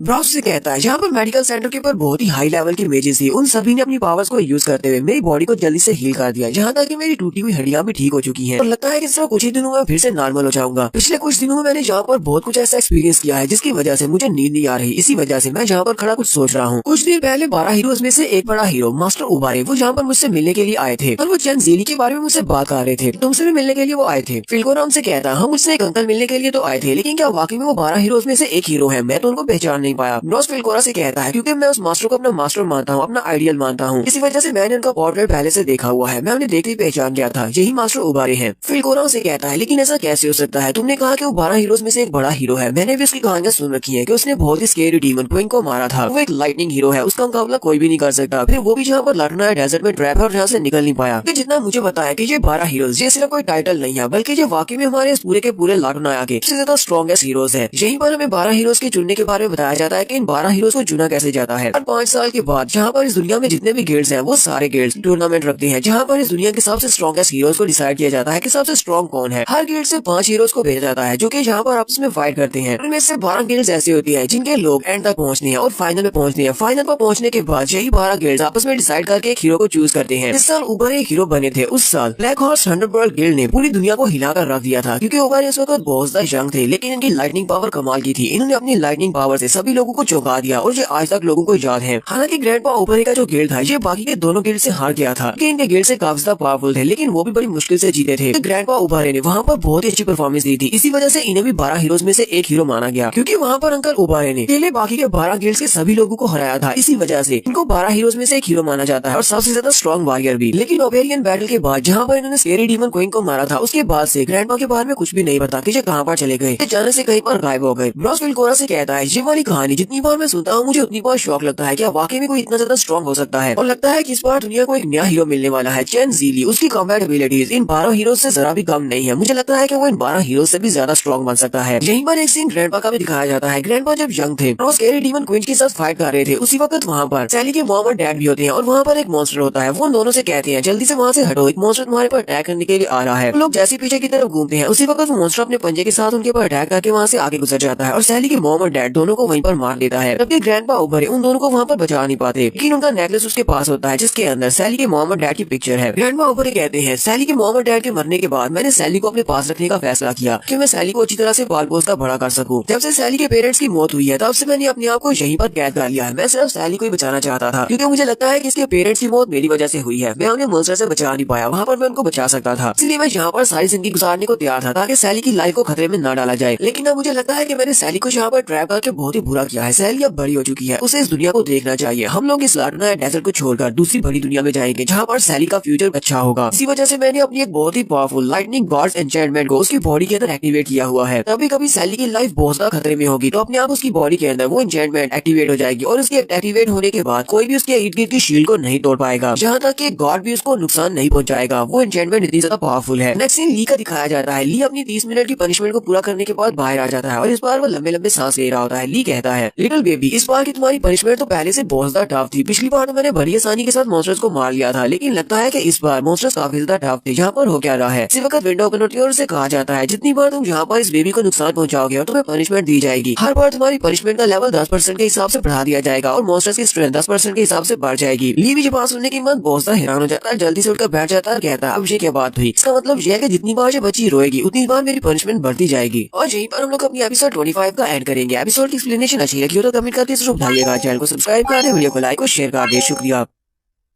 हेलो गाइस, कैसे हैं आप सब लोग। लेवल अप टू सर्वाइव के एपिसोड 26 के साथ हाजिर हूँ। लास्ट एपिसोड के एंड पे ली का सीन दिखाया जाता है। ली अपनी 30 मिनट की पनिशमेंट को पूरा करने के बाद बाहर आता है और लंबे लंबे सांस ले रहा होता है। उसे कहता है लिटिल बेबी, तुम्हारी इस बार की पनिशमेंट तो पहले से ज्यादा टफ थी। उसी वक्त सिस्टम की विंडो उसे कहती है जितनी बार तुम्हें पनिशमेंट मिलेगी उतनी बार इसका लेवल 10% के हिसाब से बढ़ता जाएगा। ली जल्दी से उसका बैठ जाता है और कहता है ये क्या बात हुई, हर बार जब मुझे पनिशमेंट मिलेगी ये बच्ची रोएगी तो मुझे पनिशमेंट मिलेगी और इस तरह हर बार लेवल बढ़ता ही जाएगा। ली बैठकर अपनी विंडो की तरफ देख रहा होता है तो वो बच्ची भी उसकी विंडो की तरफ देख रही होती है और साथ ही वो कहती है जालू का। ली उसे कहता है तुम यहाँ पर देखकर क्या जालू का कह रही हो, तुम्हें इसके बारे में क्या पता है। ऐसा तो नहीं है कि तुम्हें भी सबकी समझ आ रही है कि मेरे साथ क्या हो रहा है। लगता है कि मेरी किस्मत कुछ ज्यादा ही बुरी है। मुझे तो लगा था कि उस अंडे के अंदर से कोई बहुत बड़ा लेजेंडरी ट्रेजर निकलेगा, कोई बहुत बड़ा वेपन निकलेगा या फिर उसके अंदर से कोई पेट निकलेगा, लेकिन उसके अंदर से तुम निकल आई, एक छोटी सी बच्ची। अब बताओ कि मैं तुम्हारा क्या करूँ, मैंने पहले कभी किसी बच्चे को नहीं पाला। तो वो बच्ची भी उसकी बात सुनने के बाद उसे कहती है जालू का। उसे कहता है तुम्हें पता है ना कि मुझे तुम्हारी भाषा नहीं आती, तुम यहाँ पर पता नहीं क्या कहती रहती है, मुझे जरा भी समझ नहीं आ रही। साथ ही उसे कहता है जरा रुको, मुझे ये बताओ कि क्या तुम्हें सामने जो विंडो दिखाई दे रही है। बच्ची आगे हंसना शुरू कर देती है और कहती है जालू का अपना साड़ी लाकर उसे कहती है हाँ मुझे ये दिखाई दे रही है। लीज पास से बहुत ज्यादा हैरान हो जाता है, कहता है ना ही ग्रैंडपा, ना ही सैली और ना ही जहाँ पर कोई और इंसान इस विंडो को देख सकता है, लेकिन इस बच्ची को ये विंडो दिखाई दे रही है, इसका मतलब ये भी मेरे साथ इस सिस्टम के साथ जुड़ी हुई है। ली उसे कहता है अगर तुम इस विंडो को देख सकती हो तो क्या तुम्हें इस सिस्टम के बारे में कुछ इन्फॉर्मेशन पता है,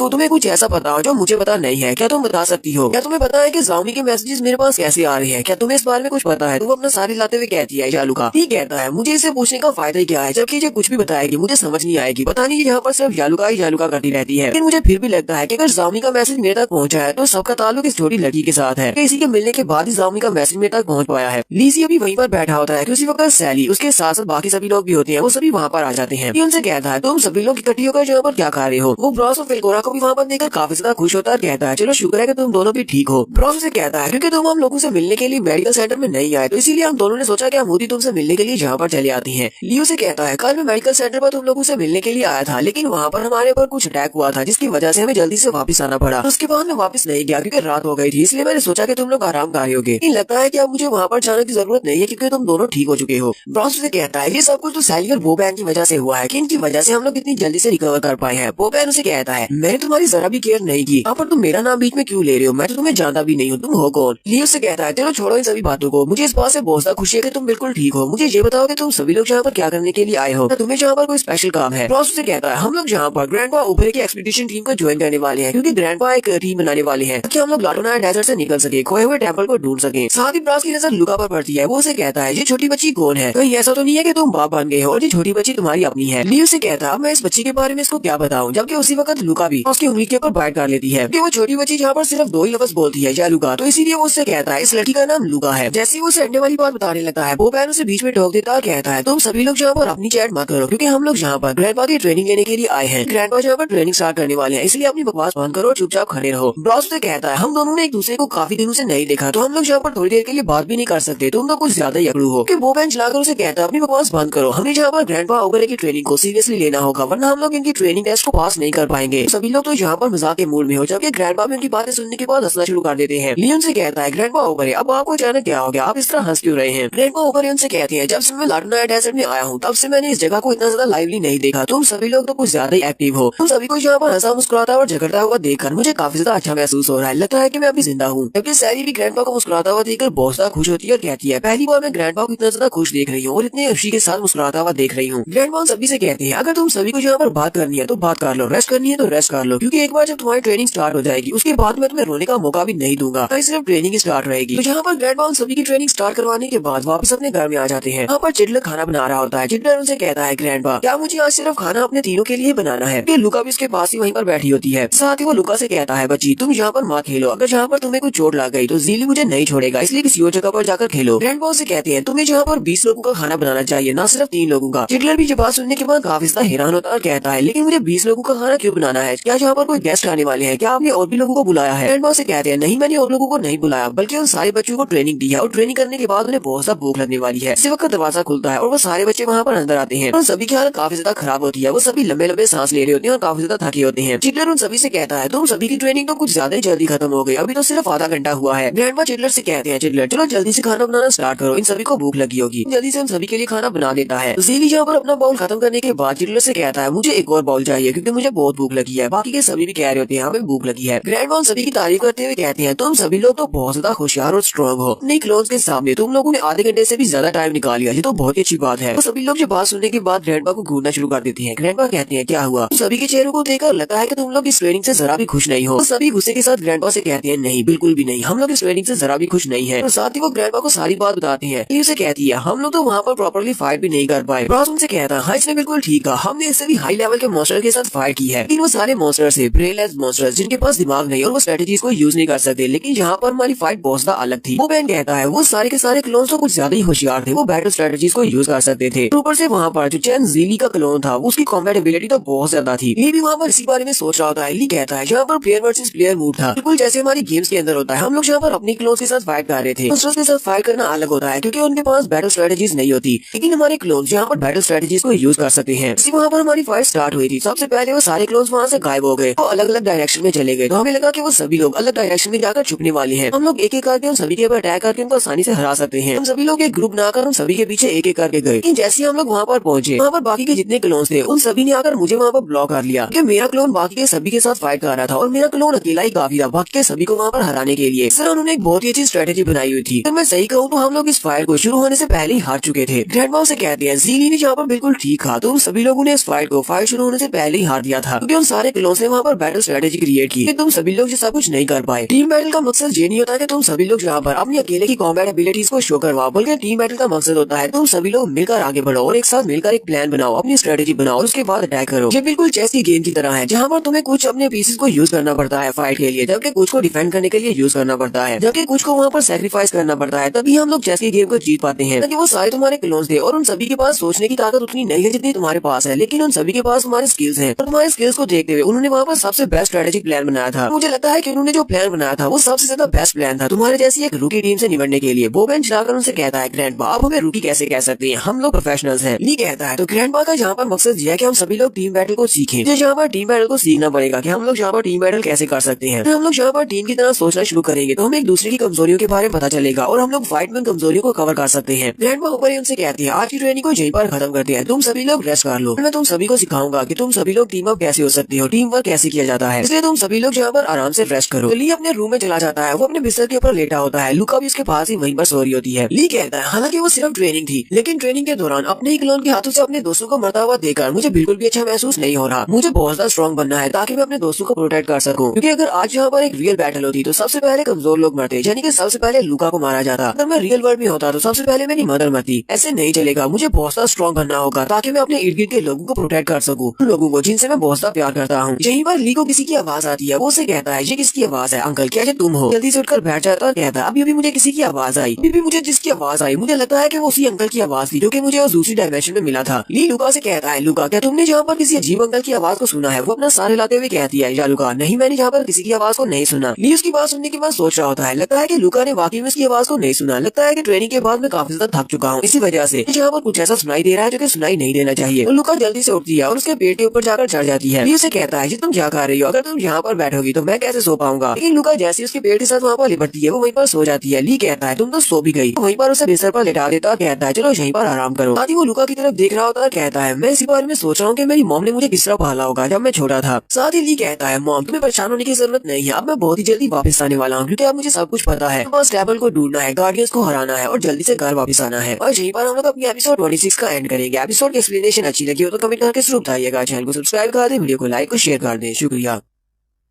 लेवल अप टू सर्वाइव के एपिसोड 27 के साथ हाजिर हो। तो लास्ट एपिसोड के एंड पे हमने देखा था ज़ीली अपने बिस्तर पर लेटा होता है और इसी बारे में सोच रहा होता है कि आगे वो क्या करेगा और उसकी मॉम इस वक्त क्या कर रही होंगी। उसकी मॉम तो बहुत ज्यादा परेशान हो गई होंगी। लुका भी वहीं पर सो चुकी होती है। लुका के सोने के बाद हेसियोड की आवाज आती है। हेसियोड से कहता है हाँ मुझे पता है कि वहाँ पर बीस्ट किंग को मैंने मारा है, मैंने अपनी पावर्स को यूज करते हुए बीस्ट किंग को मारने में तुम्हारी बहुत ज्यादा हेल्प की है। मुझे भी ये बात अच्छी तरह से महसूस हो गई है कि इस बार हम लोग इतने ज्यादा स्ट्रॉन्ग नहीं है, मेरी स्ट्रेंथ काफी ज्यादा सुप्रेस हो चुकी है, इसलिए अगर किसी पावरफुल डीमन के साथ हमारा सामना होगा तो हम मुश्किल में पड़ जाएंगे। तुमने भी बहुत ही अच्छा किया जो तुम्हें अभी से अंदाजा हो गया है कि तुम्हारी स्ट्रेंथ अभी इतनी ज्यादा नहीं है कि तुम अपने प्यारों की जान बचा सको और ज्यादा स्ट्रॉन्ग बनना होगा, क्योंकि आज तुम्हारा मुकाबला तुम्हारे अपने ही क्लोन्स के साथ था। बीस्ट किंग के पास तो ब्रेन नहीं था, वो एक मॉन्स्टर था और मॉन्स्टर की तरह ही सोचता था। लेकिन तुम्हारी जो कॉपी थी वो यहाँ पर बैटल स्ट्रेटेजीज बना सकती थी, इसी वजह से तुम लोग उनसे अपनी बैटल को हार गए। साथ ही हमारा ली अलग डायमेंशन के अंदर चला जाता है। ली उसे कहता है मैं यहाँ पर क्या कर रहा हूँ, ये कौन सी जगह है और ये तो वाकई में तुम हो, मुझे लगा ही था कि थोड़ी देर पहले मैंने तुम्हारी आवाज सुनी थी। हेसियोड से कहता है इस वक्त तुम अपने दिल के अंदर हो, ये तुम्हारा इनर हार्ट वर्ल्ड है। जब से तुम मेरे मास्टर बने हो तब से मैं तुम्हारी बॉडी के अंदर रह रहा हूँ। ये तुम्हारी बॉडी के अंदर अपनी कॉन्शियसनेस है, तुम्हारी अपनी डायमेंशनल स्पेस है जहाँ के अंदर मैं रह रहा हूँ। ये उसकी बात सुनने के बाद हैरान होता है, कहता है मैंने कभी इनर हार्ट वर्ल्ड के बारे में नहीं सुना। हेसियोड से कहता है उस दिन की बैटल के बाद से मैं काफी ज्यादा वीक था, इसी वजह से मुझे इतने ज्यादा दिन लगे तुमसे दोबारा मिलने के लिए। जबकि मैंने अपनी हेल्थ को थोड़ा बहुत रिकवर कर लिया है तो मैंने तुम्हें यहाँ पर मिलने के लिए बुला लिया।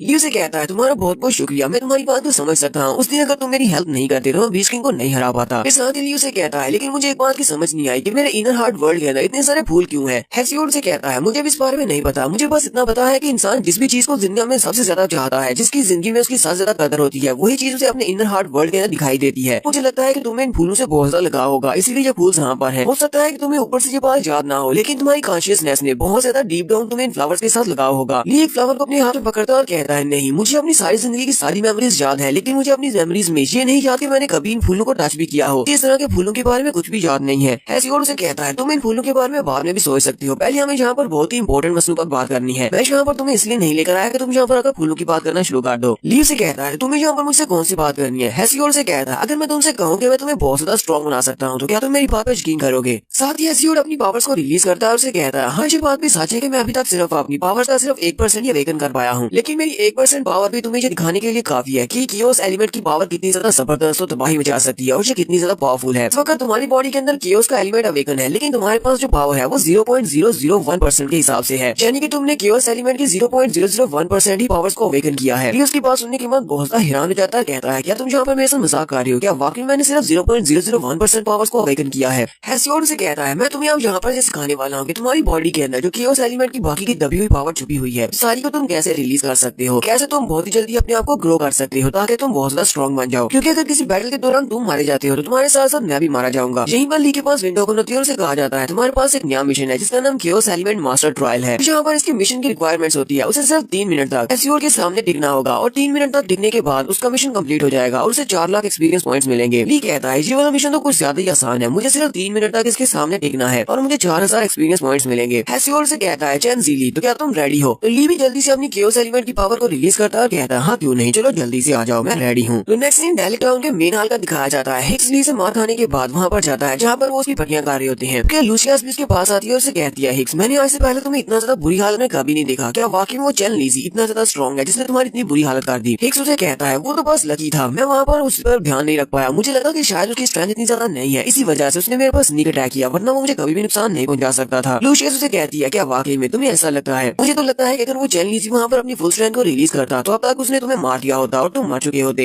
हिक्स उसे कहता है लूसियस ये तुम किस तरह की बात कर रही हो, क्या तुम्हें लगता है कि मैं इतना ज्यादा वीक हूँ। लूसियस उसे कहती है लॉर्ड डॉरब ने तुम्हें वहाँ पर भेजा था ताकि तुम उन सभी की कॉम्बैट एबिलिटीज को जान सको, लेकिन तुम तो वहाँ से बहुत ही बुरी तरह से पीट कर वापस आए हो, पता नहीं तुम्हें हमारे गार्डियंस की टीम में रखा किसने है, लॉर्ड डॉरब ने तुम्हें निकाला क्यों नहीं, तुम तो बहुत ज्यादा वीक हो, गार्डियन होने के लायक नहीं हो। हिक्स उसे कहता है लूसियस अपनी बकवास बंद करो, तुम्हें क्या लगता है कि तुम मुझसे ज्यादा स्ट्रॉन्ग हो, मैं तुम्हें बता दूंगी तुम भी मेरा मैच नहीं हो अगर मैं अपनी फुल पावर को रिलीज करते हुए तुम्हारे साथ फाइट करूँ। लूसियस आगे बढ़ती है और उसके सर में अपना पाँव रखते हुए उसे कहती है अगर लॉर्ड डॉरब मुझे यहाँ पर ऑर्डर्स दे कि तुम्हें मारना है तो मैं 1 सेकंड भी नहीं लगाऊंगी और तुम्हें मार डालूंगी, और मुझे इस काम के करने में बहुत ज्यादा खुशी भी होगी, इसलिए अपना मुंह बंद करो, चुपचाप यहाँ पर बैठे रहो, जो तुम्हें ऑर्डर्स दिए जाते हैं सिर्फ उन्हीं को फॉलो करो। लूसियस उसे कहती है मुझे लगता है कि वो लड़का चैन लीजी काफी ज्यादा स्ट्रॉन्ग है, लेकिन मेरे पर्सपेक्टिव से देखा जाए तो वो सिर्फ एक बारबेरियन है जिसके पास कोई भी बैटल स्ट्रेटेजी नहीं है, सिर्फ उसके पास स्ट्रेंथ है और कुछ भी नहीं। अगर हम लोग यहाँ पर स्ट्रेंथ की बात करें तो इन सभी में सबसे ज्यादा स्ट्रॉन्ग ग्रैंडपा उभरे हैं और ग्रैंडपा उभरे भी हमारे लॉर्ड डॉरब के सामने कुछ भी नहीं है। ये लॉर्ड डॉरब इस वक्त गॉड लेवल पर है और इस बार तो उभरे ने हद ही कर दिया है, वो गलियों में जाकर लोगों को रिक्रूट कर रहा है, वो अपनी एक टीम बना रहा है ताकि वो यहाँ से जा सके लाटूनाई डेजर्ट को छोड़कर, और लोग उसकी बातों पर यकीन भी करते हैं क्योंकि वो 12 हीरोज में से एक बड़ा हीरो है। सार्चिया उसे कहता है लेकिन अगर लॉर्ड डॉरब इस सारे मसले में खुद पड़ेंगे, वो सब में इन्वॉल्व होंगे, पूरे गाँव में कियोस मच जाएगी, सभी लोग हमारे खिलाफ हो जाएंगे और सभी लोग हमें अपना गार्डियन नहीं मानेंगे। लूसियस उसे कहती है तुम्हारी बात का मतलब क्या है, तुम यहाँ पर क्या करना चाहते हो। सार्चिया उसे कहता है मेरे पास इसका भी एक हल है, और वो जल्दी से अपना पोर्टल ओपन करता है और उसके अंदर से डिमोनिक बीस्ट को बाहर निकालता है जिसने भोपैन के पेरेंट्स को मारा था। वो उसे कहता है हम लोग इस बीस्ट को वहाँ पर भेजेंगे। हिक्स और लूशियस दोनों इसे देखकर बहुत सा हैरान हो जाते हैं। तो इस बीस्ट का नाम लाटनाया वेंडरर होता है। तो साचिया लाटनाया वेंडरर से कहता है जाओ जाकर लोगों को मार डालो जिनके मारने का तुम्हें ऑर्डर दिया गया है। तो बीस्ट बड़ी स्पीड के साथ भागता हुआ वहाँ से उनके ऊपर अटैक करने के लिए चला जाता है। तो नेक्स्ट सीन फिर से ली के इनर वर्ल्ड का दिखाया जाता है। ली अपने इनर वर्ल्ड में हेसियोड के साथ फाइट कर रहा होता है। फाइट करने से ज्यादा वहाँ पर उसे सिर्फ डॉज कर रहा होता है ताकि उसे अपने 3 मिनट पूरे करने हैं। 3 मिनट तक उसका मिशन कंप्लीट हो जाएगा। उसके पास काउंटडाउन में उसे बताया जाता है कि तुम्हारे पास सिर्फ 2 मिनट रह गए हैं। ली कहता है प्लीज अंकल मुझे माफ करना, मैं जहाँ पर तुम्हारे साथ डायरेक्टली फाइट नहीं कर सकता। मुझे सिर्फ 3 मिनट तक तुमसे फाइटिंग को अवॉइड करना होगा ताकि मैं अपने मिशन को कंप्लीट कर सकूं। पर मैंने अपने मिशन को कंप्लीट कर लिया, मुझे 4 लाख एक्सपीरियंस पॉइंट्स मिलेंगे और उसके साथ साथ मेरा लेवल अप भी हो जाएगा। तो ली सामने की तरफ भागता हुआ चाह रहा होता है। ली कहता है मुझे कुछ बैड फीलिंग आ रही है कि अभी तक अंकल मेरे पीछे क्यों नहीं आए, उन्होंने मुझे पकड़ क्यों नहीं लिया, क्योंकि उनकी स्पीड भी काफी ज्यादा है। उसी वक्त आसमान के ऊपर से रोशनी चमकती है। ली ऊपर की तरफ देखता है तो ऊपर से उसके ऊपर अटैक होता है। जैसे ही उसके ऊपर अटैक होता है वो अपनी ड्रिंक को यूज करते हुए शील्ड को क्रिएट करता है ताकि जल्दी से वो उस अटैक को अवॉइड कर सके और फिर साथ ही जंप करते हुए पीछे की तरफ हट जाता है और अपनी तलवार को वहीं पर ग्राउंड के अंदर गड़ाकर अपने आप को बैलेंस करता है। ली सामने की तरफ देखता है तो वहाँ पर एक बहुत ही बड़ा और गहरा गड्ढा बन जाता है। वहाँ पर एक स्लैश लगी होती है। हेसियोड ने अपनी तलवार को घुमाते हुए उसके ऊपर एक बहुत बड़ी स्लैश लगाई होती है। ली कहता है ये ट्रेनिंग कैसे हो सकती है, इसने तो यहाँ पर अपनी तलवार के अटैक के साथ मुझे मारने की कोशिश की है। अभी तक मैं मर चुका होता अगर मैंने यहाँ पर इस किंग की रिंग वाली शील्ड को यूज नहीं किया होता। हेसियोड उसे कहता है क्या तुम यहाँ पर मेरे से फाइट को अवॉइड कर रहे हो, मैं यहाँ पर तुम्हें ट्रेन करने की कोशिश कर रहा हूँ और तुम सिर्फ यहाँ पर डॉज ही कर रहे हो, लेकिन तुमने बहुत ही अच्छे से डॉज किया है। मैंने सोचा नहीं था कि तुम मेरे इस अटैक को ब्लॉक कर पाओगे। पता है कि मैंने तुम्हें कुछ ज्यादा ही अंडर एस्टिमेट कर दिया, लेकिन मुझे नहीं लगता कि अब तुम्हारे जो टैक्टिक्स यहाँ पर काम करेंगे। तुम्हें हेड ऑन फाइट करना पड़ेगी। अब तुम यहाँ पर ज्यादा देर तक और ब्लॉक नहीं कर पाओगे। ली उसे इशारा करते हुए कहता है अंकल अपने पीछे देखो, ये तुम्हारे पीछे कौन है। वो जैसे पीछे की तरफ देखता है तो ली फिर से भागना शुरू कर देता है। ली कहता है मेरे पास सिर्फ 2 मिनट बचे हैं, मुझे सिर्फ 2 मिनट तक इससे और ज्यादा भागना है और 2 मिनट के बाद मेरा जो मिशन कंप्लीट हो जाएगा। ली हेसियोड से कहता है अंकल क्या मैं यहाँ पर थोड़ी देर के लिए वेट कर सकता हूँ, मुझे रेस्ट करनी है क्योंकि अब मैं थक गया हूँ। हम लोग रेस्ट करने के बाद भी अपनी फाइटिंग को कंटिन्यू कर सकते हैं। हेसियोड से कहता है एक फाइट से भागना ये कोई भी सोल्यूशन नहीं है, तुम फाइट से भाग नहीं सकते जहाँ पर तुम्हारी ट्रेनिंग चल रही है। और वो बड़ी स्पीड के साथ उसकी पीछे वाली साइड पर आ जाता है। अपनी तलवार को घुमाते हुए उसके ऊपर स्लैश लगाता है। कहता है अगर यहाँ पर एक रियल बैटल होती तो तुम्हारा दुश्मन कभी भी तुम्हें रेस्ट करने का टाइम नहीं देता, इसलिए तुम्हें यहाँ पर मुझसे फाइट करना ही होगी। तो जैसे वो अपनी तलवार को घुमाते हुए उसके ऊपर अटैक करता है, ली अपने बर्स्ट स्लैश मूव को यूज करते हुए बड़ी स्पीड के साथ उसके सामने से गायब होकर पीछे वाली साइड पर आ जाता है और फिर साथ ही अपनी तलवार को घुमाते हुए अपनी बर्स्ट स्लैश के साथ उसके ऊपर एक अटैक करता है, जिसकी वजह से अटैक काफी ज्यादा स्ट्रॉन्ग और काफी ज्यादा तेज होता है। हेसियोड भी इस बात से बहुत ज्यादा हैरान हो जाता है, लेकिन वो जंप करते हुए हवा में ऊपर चला जाता है ताकि उसके अटैक को अवॉइड किया जा सके। ली कहता है अब ये अंकल क्योंकि यहाँ पर फिजिकल अटैक्स को यूज कर रही है, इसी वजह से मैं यहाँ पर अपने बर्स्ट स्लैश मूव को यूज कर सकता हूँ और उसी की मदद से इसके अटैक्स को डॉज भी कर सकता हूँ। जबकि हेसियोड भी ये देखने के बाद बहुत ज्यादा हैरान होता है और वो भी इसी बार में सोच रहा होता है कि ये लड़का इतनी स्पीड के साथ मेरे पीछे कैसे चला गया, ये कौन सा स्किल है। इसकी स्पीड इतनी ज्यादा थी कि मैंने इसे मूव करते हुए नहीं देखा। ऐसे लगता है कि जैसे ये यहाँ से टेलीपोर्ट होकर वहाँ तक पहुंचा है। ली कहता है अब मैं दोबारा से बर्स्ट स्लैश को सिर्फ 5 मिनट के बाद ही यूज कर सकता हूँ क्योंकि इसका कूल डाउन टाइम 5 मिनट है। अंकल ने मेरे पर दोबारा अटैक किया तो मुझे लगता है कि मेरा मिशन फेल हो जाएगा, मैं अपने आप को दोबारा नहीं बचा पाऊंगा। और साथ ही उसकी काउंटडाउन का टाइम भी दिखाया जा रहा होता है कि उसके पास सिर्फ 30 सेकंड बचे हैं। तो ली को यहाँ पर सिर्फ 30 सेकंड चाहिए अपने इस मिशन को पूरा करने के लिए। और यहीं पर हम लोग अपनी एपिसोड 27 का एंड करेंगे। एपिसोड की एक्सप्लेनेशन अच्छी लगी है तो कमेंट करके जरूर बताइएगा। चैनल को सब्सक्राइब कर दे, वीडियो को लाइक और शेयर कर दे। शुक्रिया।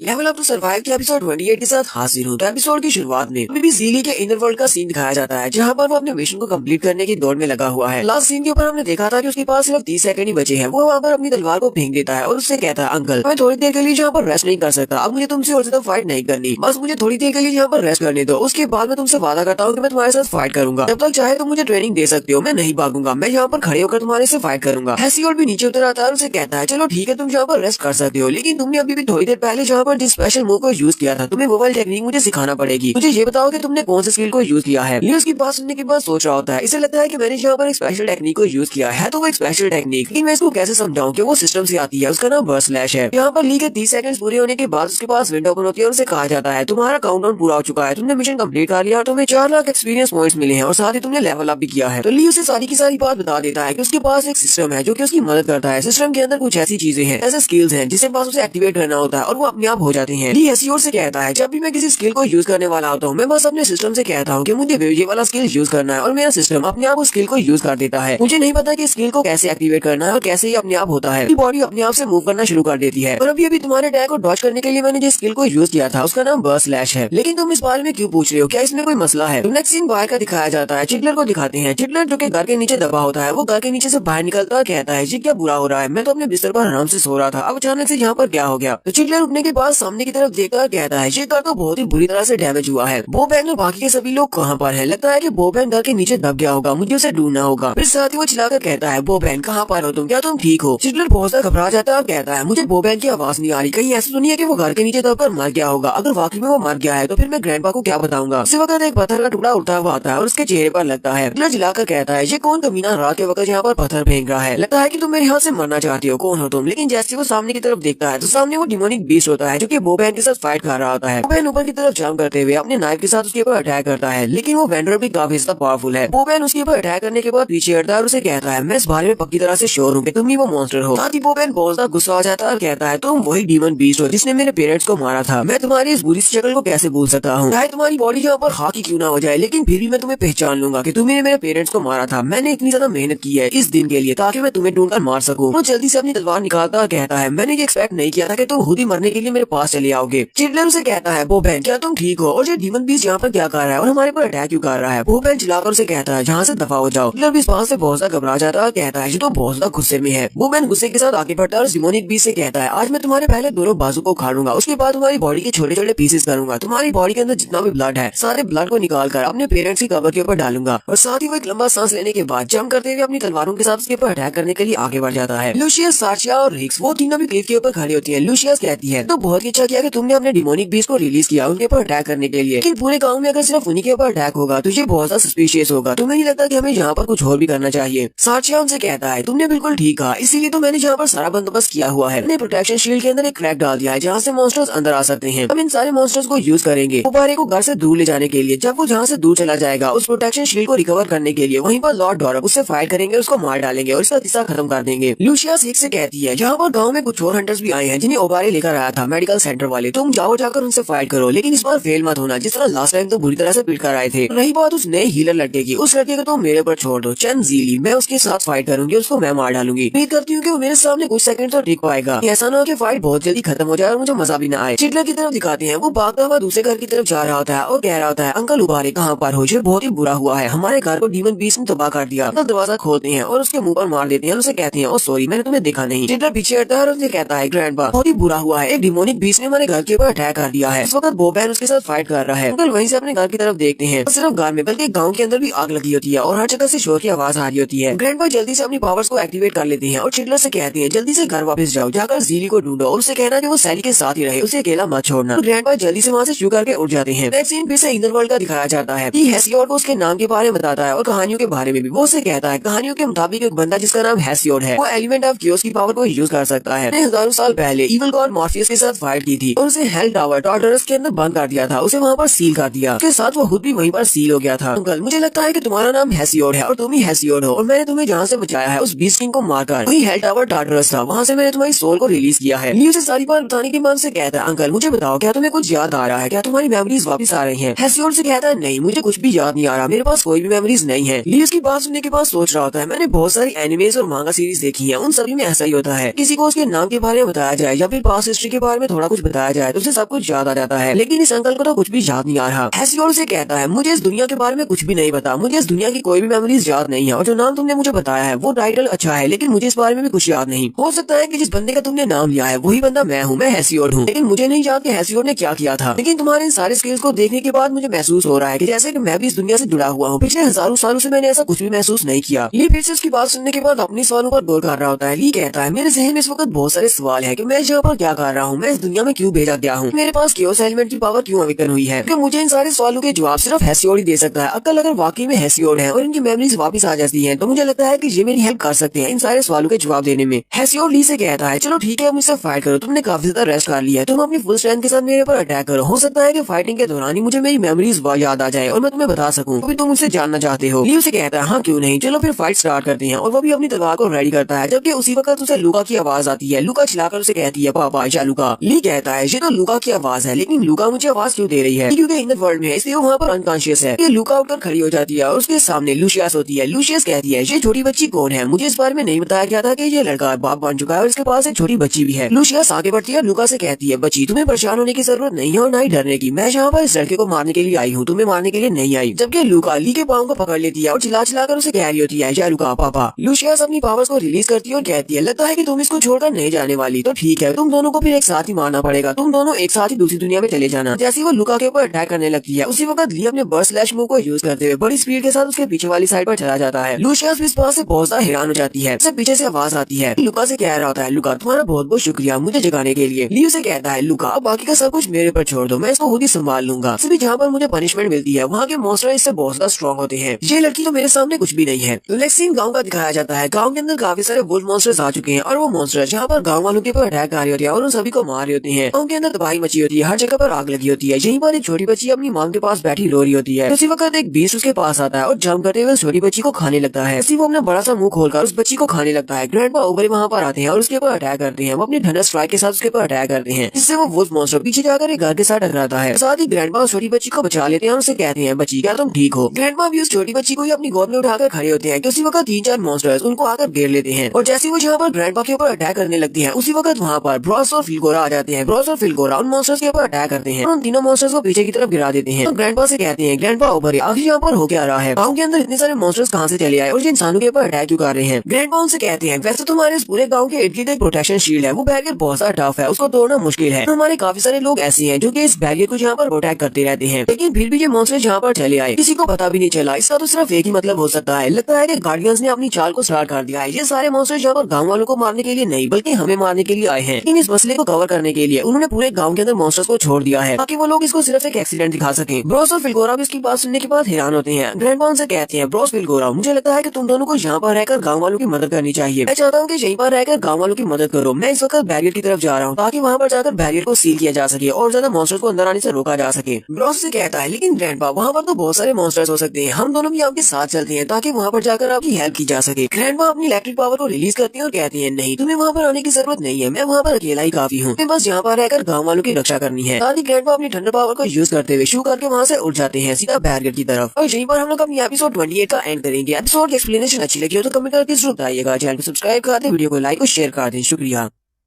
लेवल अप टू सर्वाइव के एपिसोड 29 के साथ हाजिर हूँ। तो लास्ट एपिसोड के एंड पे हमने देखा था गांव के ऊपर मॉन्स्टर्स ने अटैक कर दिया है और ये सारे मॉन्स्टर्स चारों गार्डियन को भेजे हुए हैं। ग्रैंडपा ओबरे, ब्रॉस और फिलगोरा से कहते हैं, मैं बैरियर को रिकवर करने के लिए जा रहा हूँ, तुम लोगों को यहीं पर रहकर गाँव वालों की मदद करना होगी। ग्रैंडपा अपनी थंडर स्ट्राइक को यूज करते हुए बड़ी स्पीड से वहाँ से उड़ जाते हैं और वो बैरियर की तरफ चले जाते हैं। तो यहीं से हमारा नेक्स्ट सीन लूशियस और ली का दिखाया जाता है। लूशियस ली से कहती है, चल लीजी तुम्हारी स्पीड पहले से बहुत ज्यादा बढ़ चुकी है, लास्ट टाइम जब हमने फाइट की थी तब तुम्हारी स्पीड इतनी ज्यादा नहीं थी। ली उसकी बात सुनने के बाद कहता है, तो इसका मतलब उस मेडिकल सेंटर के बाहर असैसिन ने हमारे पर अटैक किया था, बोबेन और सैली के ऊपर, वो असैसिन तुम थी। ली कहता है, मैंने इस बारे में जरा भी नहीं सोचा था कि लूशियस के बारे में, जिस गार्डियन के बारे में ग्रैंडपा ने बताया था, वो एक औरत होगी। ली उसे कहता है, आंटी तुम मेरे पर अटैक क्यों कर रही हो, आज तुम्हें मुझसे क्या चाहिए? लूशियस उसकी बात सुनने के बाद कहती है, अपनी बकवास बंद करो, मैं कोई आंटी नहीं हूँ, तुम्हारी हिम्मत कैसे है मुझे आंटी कहने की? ली उसे कहता है, अगर हम लोग लाडोनाया डेजर्ट में खोए हुए टेम्पल को ढूंढ लें, हम लोग उस टेम्पल को ढूंढकर जहाँ से निकल सकते हैं। स्किल्स तुम्हारे पास है, तुम भी हमारी टीम को ज्वाइन कर लो, हमारे साथ मिल जाओ, हम लोग वहाँ पर गार्डियन को हराकर आसानी से यहाँ से निकल जाएंगे। लूशियस से कहती है, लॉर्ड डॉरब ने यहाँ पर इस राउंड को बनाने के लिए बहुत ज्यादा मेहनत किया और यहाँ पर पीस और अमन शांति बनाए रखी है। मैं यहाँ पर किसी को भी अमन शांति को बिगाड़ने के नहीं दूंगी, किसी को भी यहाँ पर लोगों को अपने साथ मिलाकर डेजर्ट को छोड़कर जाने के लिए नहीं कहने दूंगी। तुम जिस टेम्पल की बात कर रहे हो वो खोया हुआ टेम्पल, वो सिर्फ एक झूठ है, वो सिर्फ एक कहानी है और इससे ज्यादा कुछ भी नहीं। तुम्हें लगता है कि तुम गार्ड्स के साथ फाइट कर सकते हो, गार्ड्स के साथ फाइट करना ये सबसे ज्यादा बेकार बात है। तो ली जल्दी से अपनी तलवार निकालता है, अपनी कियोस एलिमेंट की पावर्स को एक्टिवेट करता है, उसे कहता है, चलो मैं तुम्हें एक बात बताता हूँ, बाकी वो खोया हुआ टेम्पल एक हकीकत है और हम लोग उसको बहुत जल्दी ढूंढ लेंगे। मुझे उस टेम्पल को ढूंढने से कोई भी नहीं रोक सकता, चाहे वो कोई भी हो, चाहे वो कोई इंसान हो या फिर कोई गार्डियन हो, कोई मॉन्स्टर हो या फिर कोई गार्ड ही क्यों ना हो, रास्ते में जो भी आएगा मैं उसको मार डालूंगा क्योंकि मुझे अपने घर वापस जाना है। लूशियस उसे कहती है, तुम लोग कुछ ज्यादा ही एरोगेंट और एटीट्यूड वाले हो, तुम्हें क्या लगता है कि तुमने हिट को हरा दिया तो तुम बाकी के गार्डियंस को भी हरा सकते हो? मैं तुम्हें एक बात बता देती हूँ, तुमने जिस हिक्स को हराया है वो हम चारों गार्डियंस में से सबसे ज्यादा कमजोर है। तुम यहाँ पर मेरी पावर का अंदाजा भी नहीं लगा सकते, बहुत ज्यादा स्ट्रॉन्ग हो, इतनी ज्यादा स्ट्रॉन्ग कि लॉर्ड डॉरब जितनी स्ट्रॉन्ग हो। साथ ही वो अपने पास से अपनी तलवार निकालती है। लूशियस भी एक मैजिकल स्वॉर्डमैन है। यहीं पर वो अपने पोर्टल के अंदर से बहुत सारे वुल्फ बीस्ट को निकालती है जो कि शैडो से बनी होती है। उनका नाम शैडो स्वॉर्ड वुल्फ होता है और उनका लेवल 45 होता है। लूशियस अपने शैडो मॉन्स्टर्स को आगे की तरफ भेजती है और कहती है, जाओ जाकर इस लड़के को मेरे लिए मार डालो। वो सारी वुल्फ मॉन्स्टर्स बड़ी स्पीड से भागते हुए ली के ऊपर अटैक करने के लिए आगे बढ़ते हैं, जबकि ली अपनी तलवार को लेकर उनके सामने खड़ा होता है। वहीं पर खड़े खड़े ली अपनी स्किल को एक्टिवेट करता है, अनाइलेशन स्लैश को। अनाइलेशन स्लैश की मदद से वो अपने सामने जितने भी मॉन्स्टर्स हैं उन सभी को सिर्फ एक ही अटैक में मार सकता है और बिल्कुल ऐसा ही होता है। ली के सामने जितने भी वुल्फ मॉन्स्टर्स होते हैं वो उन सभी को एक ही बार में मार देता है, सिर्फ एक अटैक के साथ। लूसियास भी ये देखने के बाद बहुत सा हैरान होती है और कहती है ऐसा नहीं हो सकता। फिर साथ ही वो अपने दूसरे मुंह को यूज करती है, इसमें वो 3000 शैडो स्वर्ड्स बुलाती है जो कि सारी पोर्टल्स के अंदर से निकलती हैं और वो सारी ली के ऊपर अटैक करने के लिए आगे बढ़ती हैं। तो ली यहाँ पर अपनी बीस्ट किंग के रिंग को यूज करते हुए अपने इर्द गिर्द पावरफुल शील्ड क्रिएट कर लेता है ताकि उसके अटैक से बचा जा सके। तो सारी तलवारें उसकी शील्ड के साथ टकराती हैं लेकिन उसकी शील्ड को नहीं तोड़ पाती। ली उसे कहता है क्या बस यही था, क्या यही तुम्हारा सबसे ज्यादा स्ट्रॉन्ग अटैक था, तुम बस इतना ही कर सकती हो, तो यहाँ से वापस चली जाओ, तुम मुझसे नहीं फाइट कर पाओगी। लूसियस भी काफी ज्यादा घबराई हुई होती है। लूसियस कहती है इसने तो मेरे इस वाले अटैक को भी अवॉइड कर लिया, लगता है कि मैंने इस लड़के को कुछ ज्यादा ही अंडर एस्टिमेट किया है। लूसियस उसे कहती है नहीं, ये मेरा अंत नहीं है, मैंने तो अभी सिर्फ स्टार्ट किया है। तो अपनी पावर्स को यूज करते हुए फिर से अपने एक बीस्ट को समन करती है और इस बार एक बहुत ही बड़ा सा वुल्फ मॉन्स्टर निकलता है जिसने अपने मुंह के अंदर तलवार पकड़ी होती है और वो उसी के सर के ऊपर बैठ जाती है। लूसियस ली से कहती है चलो देखते हैं कि अब तुम मेरी ट्रू पावर के सामने कितनी देर तक टिक पाते हो, मैं तुम्हें दिखाती हूँ कि मैं कितनी ज्यादा स्ट्रॉन्ग हूँ। ली के पास विंडो ओपन होती है और उसे कहा जाता है कि तुम्हारे पास एक नया मिशन है, मिशन का नाम डायरेक्ट डिफेंस है। इसके सामने एक दुश्मन होता है, उसे एक दुश्मन लीडर को हराना है और साथ ही उसे बताया जाता है इस गाँव में पूरे 100 लोग हैं, 100 में से सिर्फ 67 लोग ही बचे हैं, बाकी के मार चुके हैं, बाकी के लोगों को बचाना होगा। इसे कहा जाता है अगर ये 100 लोग सारे के सारे मर जाते हैं और 0 पे पहुंच जाते हैं तुम इस मिशन को फेल कर दोगे। ली कहता है अब जबकि ये मिशन में तो चेंज हो चुका है और मुझे इसके बदले में एक्सपीरियंस पॉइंट्स मिलने वाले हैं, फिर तो मुझे इसे कंप्लीट करना ही पड़ेगा। नेक्स्ट सीन गाँव के बाहर की दीवार का दिखाया जाता है जहाँ पर बैरियर है, बैरियर के अंदर क्रैक्स पड़े होते हैं और वहाँ से मॉन्स्टर अंदर घुस रहे होते हैं। हालांकि वो क्रैक काफी ज्यादा छोटा होता है लेकिन उस क्रैक्स के अंदर से काफी सारे मॉन्स्टर अंदर आ सकते हैं। वहाँ कुछ सोल्जर्स भी होते हैं जो कि उनके साथ फाइट कर रहे होते हैं और यहीं पर साइड के ऊपर कुछ मैजिशियंस होते हैं जो अपने स्पेशल ऑर्ब को यूज करते हुए उस फॉर्मेशन को दोबारा से रिक्रिएट करने की कोशिश कर रहे होते हैं। सोल्जर्स अपनी तलवारों के साथ मॉन्स्टर्स के साथ फाइट कर रहे होते हैं जबकि शील्ड को तोड़ते हुए और ज्यादा मॉन्स्टर्स अंदर आते जाते हैं। एक सोल्जर चलाकर अपनी साथी से कहता है ग्रिया तुम्हें यहाँ पर कितना ज्यादा टाइम लगेगा इस शील्ड के अंदर इन क्रैक्स को भरने के लिए, चलो जल्दी से इन क्रैक्स को बंद करो। ग्रिया उसे कहती है यहाँ पर बहुत सारे मॉन्स्टर्स हैं, हम लोग क्या कर सकते हैं, हम लोग यहाँ पर अपनी पूरी जी जान लगा रहे हैं, हम अपनी फुल स्ट्रेंथ को यूज कर रहे हैं लेकिन फिर भी हम लोग इन क्रैक्स को नहीं भर पा रहे। अगर इसी तरह चलता रहा और जो मॉन्स्टर्स इस क्रैक के ऊपर अटैक करते रहे, सही से अंदर घुसते रहे तो बहुत ही जल्दी जो बैरियर टूट जाएगा, सारे का सारा डिफेंस सिस्टम खराब हो जाएगा। यही पर उनके मास्टर भी होते हैं, मास्टर उनसे कहते हैं तुम सभी को यहाँ पर और ज्यादा कोशिश करना होगी, अगर हम लोग यहाँ पर इस बैरियर को बनाए रखने में नाकाम रहे तो ये सारे मॉन्स्टर्स अंदर आ जाएंगे और सारे गाँव वाले मारे जाएंगे। ये हमारी जिम्मेदारी है कि यहाँ पर इस बैरियर को बनाकर रखें। टीचर चिल्लाकर उनसे कहती है वैगनर लूमैंग तुम दोनों वहीं पर सामने मॉन्स्टर्स को होल्ड बैक करो, अपनी तलवारों को यूज करो और इनको अंदर मत आने दो। वो दोनों से कहते हैं ठीक है सर, हम लोग तो पहले से अपना काम कर रहे हैं। कहीं बार ऊपर वाली शील्ड में भी एक क्रैक पड़ता है, वो लोग ऊपर की तरफ देखते हैं और कहते हैं ये तो बहुत ही बुरा है। लिया उसे कहती है टीचर डेमोन ये बहुत ही बुरा है, हम लोग ज्यादा देर तक नहीं टिक पाएंगे, हमारी शील्ड में तो जगह जगह पर क्रैक्स पड़ते जा रहे हैं। तो उसी वक्त वहाँ पर ठंडर इलेक्ट्रिसिटी के साथ एनर्जी इम्ब्यूड होती है और वो क्रैक वहीं पर बढ़ जाता है। वो सभी लोग भी देखकर बहुत ज्यादा हैरान होते हैं। वो ऊपर ही वहाँ पर आते हैं और अपनी स्ट्रेंथ के साथ उस बैरियर को दोबारा से रिपेयर कर देते हैं। वो लोग कहते हैं ये तो उबारे हैं 12 हीरोज में से एक हीरो, शुक्र है कि यहाँ पर आ गए हैं। वहाँ पर वो मॉन्स्टर्स जो कि क्रैक को पार करते हुए अंदर आ रहे होते हैं, ग्रैंडपा वहाँ पर लैंडिंग करते हैं और उन सारे मॉन्स्टर्स को एक ही बार में थंडर स्ट्राइक के साथ मार देते हैं। ग्रैंडपा टीचर डेमोन से कहते हैं डेमोन अपने लोगों को अपने साथ लो और अगली जगह पर चले जाओ जहाँ पर कोई ब्रीच है, यहाँ के मॉन्स्टर्स को मैं खुद ही संभाल लूंगा। टीचर डेमोन अपने साथियों से कहते हैं चलो जल्दी से भागो, हम लोग अगले ब्रीच की तरफ जा रहे हैं जहाँ पर क्रैक है, जहाँ पर सब कुछ ऊपर पर छोड़ देती है। ग्रैंडपा ऊपर अभी वहीं पर खड़े होते हैं कि उसी वक्त एक जबरदस्त हवा का झोंका उनके ऊपर अटैक करता है। लॉर्ड डोरम एक मैजिशियन है, वो पांचों एलिमेंट्स की पावर को यूज कर सकता है। वो यहाँ पर विंड पावर को यूज करते हुए ग्रैंडपा ओबरे के ऊपर अटैक करता है। न सिर्फ ग्रैंडपा ओबरे के ऊपर बल्कि वहाँ पर जितने मॉन्स्टर्स होते हैं वो उन सभी के ऊपर भी अटैक करता है। वो सारी मॉन्स्टर्स उसके हवा के प्रेशर के साथ वहीं पर मर जाते हैं। लॉर्ड डोरम जैसे वहाँ पर आता है तो वो सभी लोग बहुत ज्यादा खुश हो जाते हैं और कहते हैं ये तो लॉर्ड डोरम है, लॉर्ड डोरम खुद यहाँ पर हमें बचाने के लिए आए हैं। लेकिन उसी वक्त उनके पाँव के नीचे से एक फॉर्मेशन ओपन होती है जो कि फायर फॉर्मेशन होती है। वो सभी लोग जो देखकर बहुत ज्यादा हैरान होते हैं। वक्त नीचे से नाइलेशन बीम निकलती है और वो सभी लोग वहीं पर जलकर खाक हो जाती है। ग्रैंडपा ओबरे से कहते हैं डोरम ये तुम क्या कर रहे हो, कहीं तुम पागल तो नहीं हो गए। तो डोरम उसे कहता है उबारे इन सभी लोगों को इस गाँव में रहने का मौका मैंने दिया था, मैंने इन सभी को यहाँ पर जिंदा रखा हुआ है, तो ये कहना गलत नहीं होगा कि इनकी जान मेरी दी हुई है, अब चाहे मैं इनकी जान ले भी सकता हूँ। साथ ही ऊपर अपनी हुड को उतारता है और उसे कहता है मैं तुम्हें साथ में ये भी दिखाना चाहता हूँ कि मुझे धोखा देने का यही नतीजा निकलता है, मुझे धोखा देने के बारे में सोच रहे हो और यहीं पर तुम्हें भी मरना पड़ेगा। नेक्स्ट सीन फिर से ली और लूसियास का दिखाया जाता है। लूसियास अपनी तलवारों के साथ ली के ऊपर अटैक आ रही होती है जबकि ली उसके सारे अटैक्स को अवॉइड करते हुए बड़ी स्पीड के साथ आगे की तरफ भाग रहा होता है, जबकि उसके सामने वाला बड़ा सा मॉन्स्टर अपने मुंह के अंदर बड़ी सी तलवार के साथ ली के ऊपर बार बार अटैक कर रहा होता है। तो ली भी उसके सामने आने के बाद बड़ी स्पीड से सामने की तरफ जंप करता है। ऊपर की तरफ जंप करने के बाद उसकी तलवार के साथ अपनी तलवार को टकराने लगा है। वो मॉन्स्टर सामने से अपनी तलवार को घुमाता है तो एक तरफ से ली अपनी तलवार को घुमाता है और उसके ऊपर एक जबरदस्त स्लैश लगाता है और उस मॉन्स्टर को पीछे की तरफ गिरा देता है। लूसियास भी इस बात से बहुत ज्यादा हैरान होती है और कहती है ये तो सिर्फ एक हीलर है, हीलर का अटैक इतना ज्यादा स्ट्रॉन्ग कैसे हो सकता है। तो ली उसे पीछे गिराने के बाद से कहता आंटी तुम्हें यहाँ पर अपनी हार मान लेनी चाहिए, तुम्हारे पास अभी भी एक मौका है, जाओ जाकर गाँव के लोगों की जान बचाओ। गाँव में बहुत सारे मॉन्स्टर्स गुस्साए हैं और लोगों के ऊपर अटैक कर रहे हैं। लूसियास आगे हंसना शुरू कर देती है और उसे कहती है तुम तो बहुत बड़े बेवकूफ हो, लगता है कि तुम्हें अभी तक इस बात का अंदाजा नहीं हुआ कि यहाँ पर चल क्या रहा है, लगता है कि मैं वहाँ पर जाकर गाँव के लोगों की जान बचाऊंगी। असल में ये सब कुछ लॉर्ड डोरम ने खुद किया है, लॉर्ड डोरम ने ही बैरियर के अंदर क्रैक डाला है ताकि मॉन्स्टर्स गाँव के अंदर घुस आए। लॉर्ड डोरम इस गाँव में जितने भी ट्रेडर्स हैं, जितने गद्दार हैं, हमारे और उसके साथी उन सभी को मारना चाहते हैं और इस वक्त हमारे हमारे लॉर्ड डॉरब उबारे को खुद मारने के लिए बैरियर के पास जा चुके हैं। वो वहाँ पर जाकर उसको अपने हाथों से मारेंगे। ली इसकी बात सुनने के बाद बहुत सा हैरान होता है, कहता है क्या वाकई में इस वक्त ग्रैंडपा और डॉरब के साथ फाइट करने के लिए गए हैं। ली कहता है लेकिन ग्रैंडपा उसके साथ फाइट कैसे कर पाएंगे, उनकी तलवार तो इस वक्त मेरे पास है। तलवार के बिना, अपने वेपन के बिना वो उसके सामने कैसे टिक पाएंगे, उनके पास तो एक बहुत बड़ा डिसएडवांटेज है। ली सोच रहा होता है मुझे इस आंटी को जल्दी से जल्दी हराना होगा ताकि मैं ग्रैंडपा ओबरे की मदद करने के लिए जा सकूं। ली वहीं पर अपनी पावर्स को रिलीज करता है और इसी के साथ वो अपनी एनाइलेशन स्किल को यूज करने वाला है। लूशियस कहती है ये लड़का तो पहले से भी ज्यादा स्ट्रॉन्ग हो गया है, पता नहीं इसने कितनी ज्यादा स्ट्रेंथ को छुपा कर रखा हुआ है। ली जो कि थोड़ी देर पहले उसके सामने खड़ा था, वो भला झपकने की स्पीड से अपने ब्लेसिंग स्किल को यूज करते हुए उसके सामने से गायब हो जाता है। लूशियस भी उसे ट्रैक नहीं कर पाती, वो सामने की तरफ ही देख रही होती है कि वो कहाँ पर चला गया। इस वक्त ली उसके सामने आकर खड़ा हो जाता है। लूशियस बहुत ज्यादा घबरा जाती है और कहती है ऐसा कैसे हो सकता है। लूशियस को तो वहाँ पर रिएक्ट करने का टाइम भी नहीं मिलता। ली उसके सामने खड़े होकर अपने बस स्लैश मूव को यूज करता है और बड़ी स्पीड के साथ उसके पेट में एक जबरदस्त पंच मारता है, जिससे लूशियस बहुत ज्यादा सहमी हो जाती है। लेकिन वो मरती नहीं। लूशियस उसे कहती है तुम मुझे यहाँ पर जान से क्यों नहीं मारे, हमारे पास एक मौका है, मुझे मार डालो। जबकि ली उसकी तरफ देखकर उसे आगे से कोई भी जवाब नहीं देता और लूशियस वहीं पर गिरकर बेहोश हो जाती है। और ली के पास विंडो ओपन होती है और उसे कहा जाता है कि तुमने एक लीडर को हरा दिया है, तुम्हारा मिशन 30% तक पूरा हो चुका है। लेकिन गाँव वाले जो कि 100 में से 67 बचे थे, अब सिर्फ 53 रह गए हैं, इसलिए तुम्हें जल्दी से जल्दी बाकी के मॉन्स्टर्स को भी मारना पड़ेगा। तो यहीं पर हम लोग अपनी एपिसोड 29 का एंड करेंगे। एपिसोड की एक्सप्लेनेशन अच्छी लगी हो तो कमेंट करके जरूर बताइएगा। चैनल को सब्सक्राइब कर दें, वीडियो को लाइक और शेयर कर दें। शुक्रिया।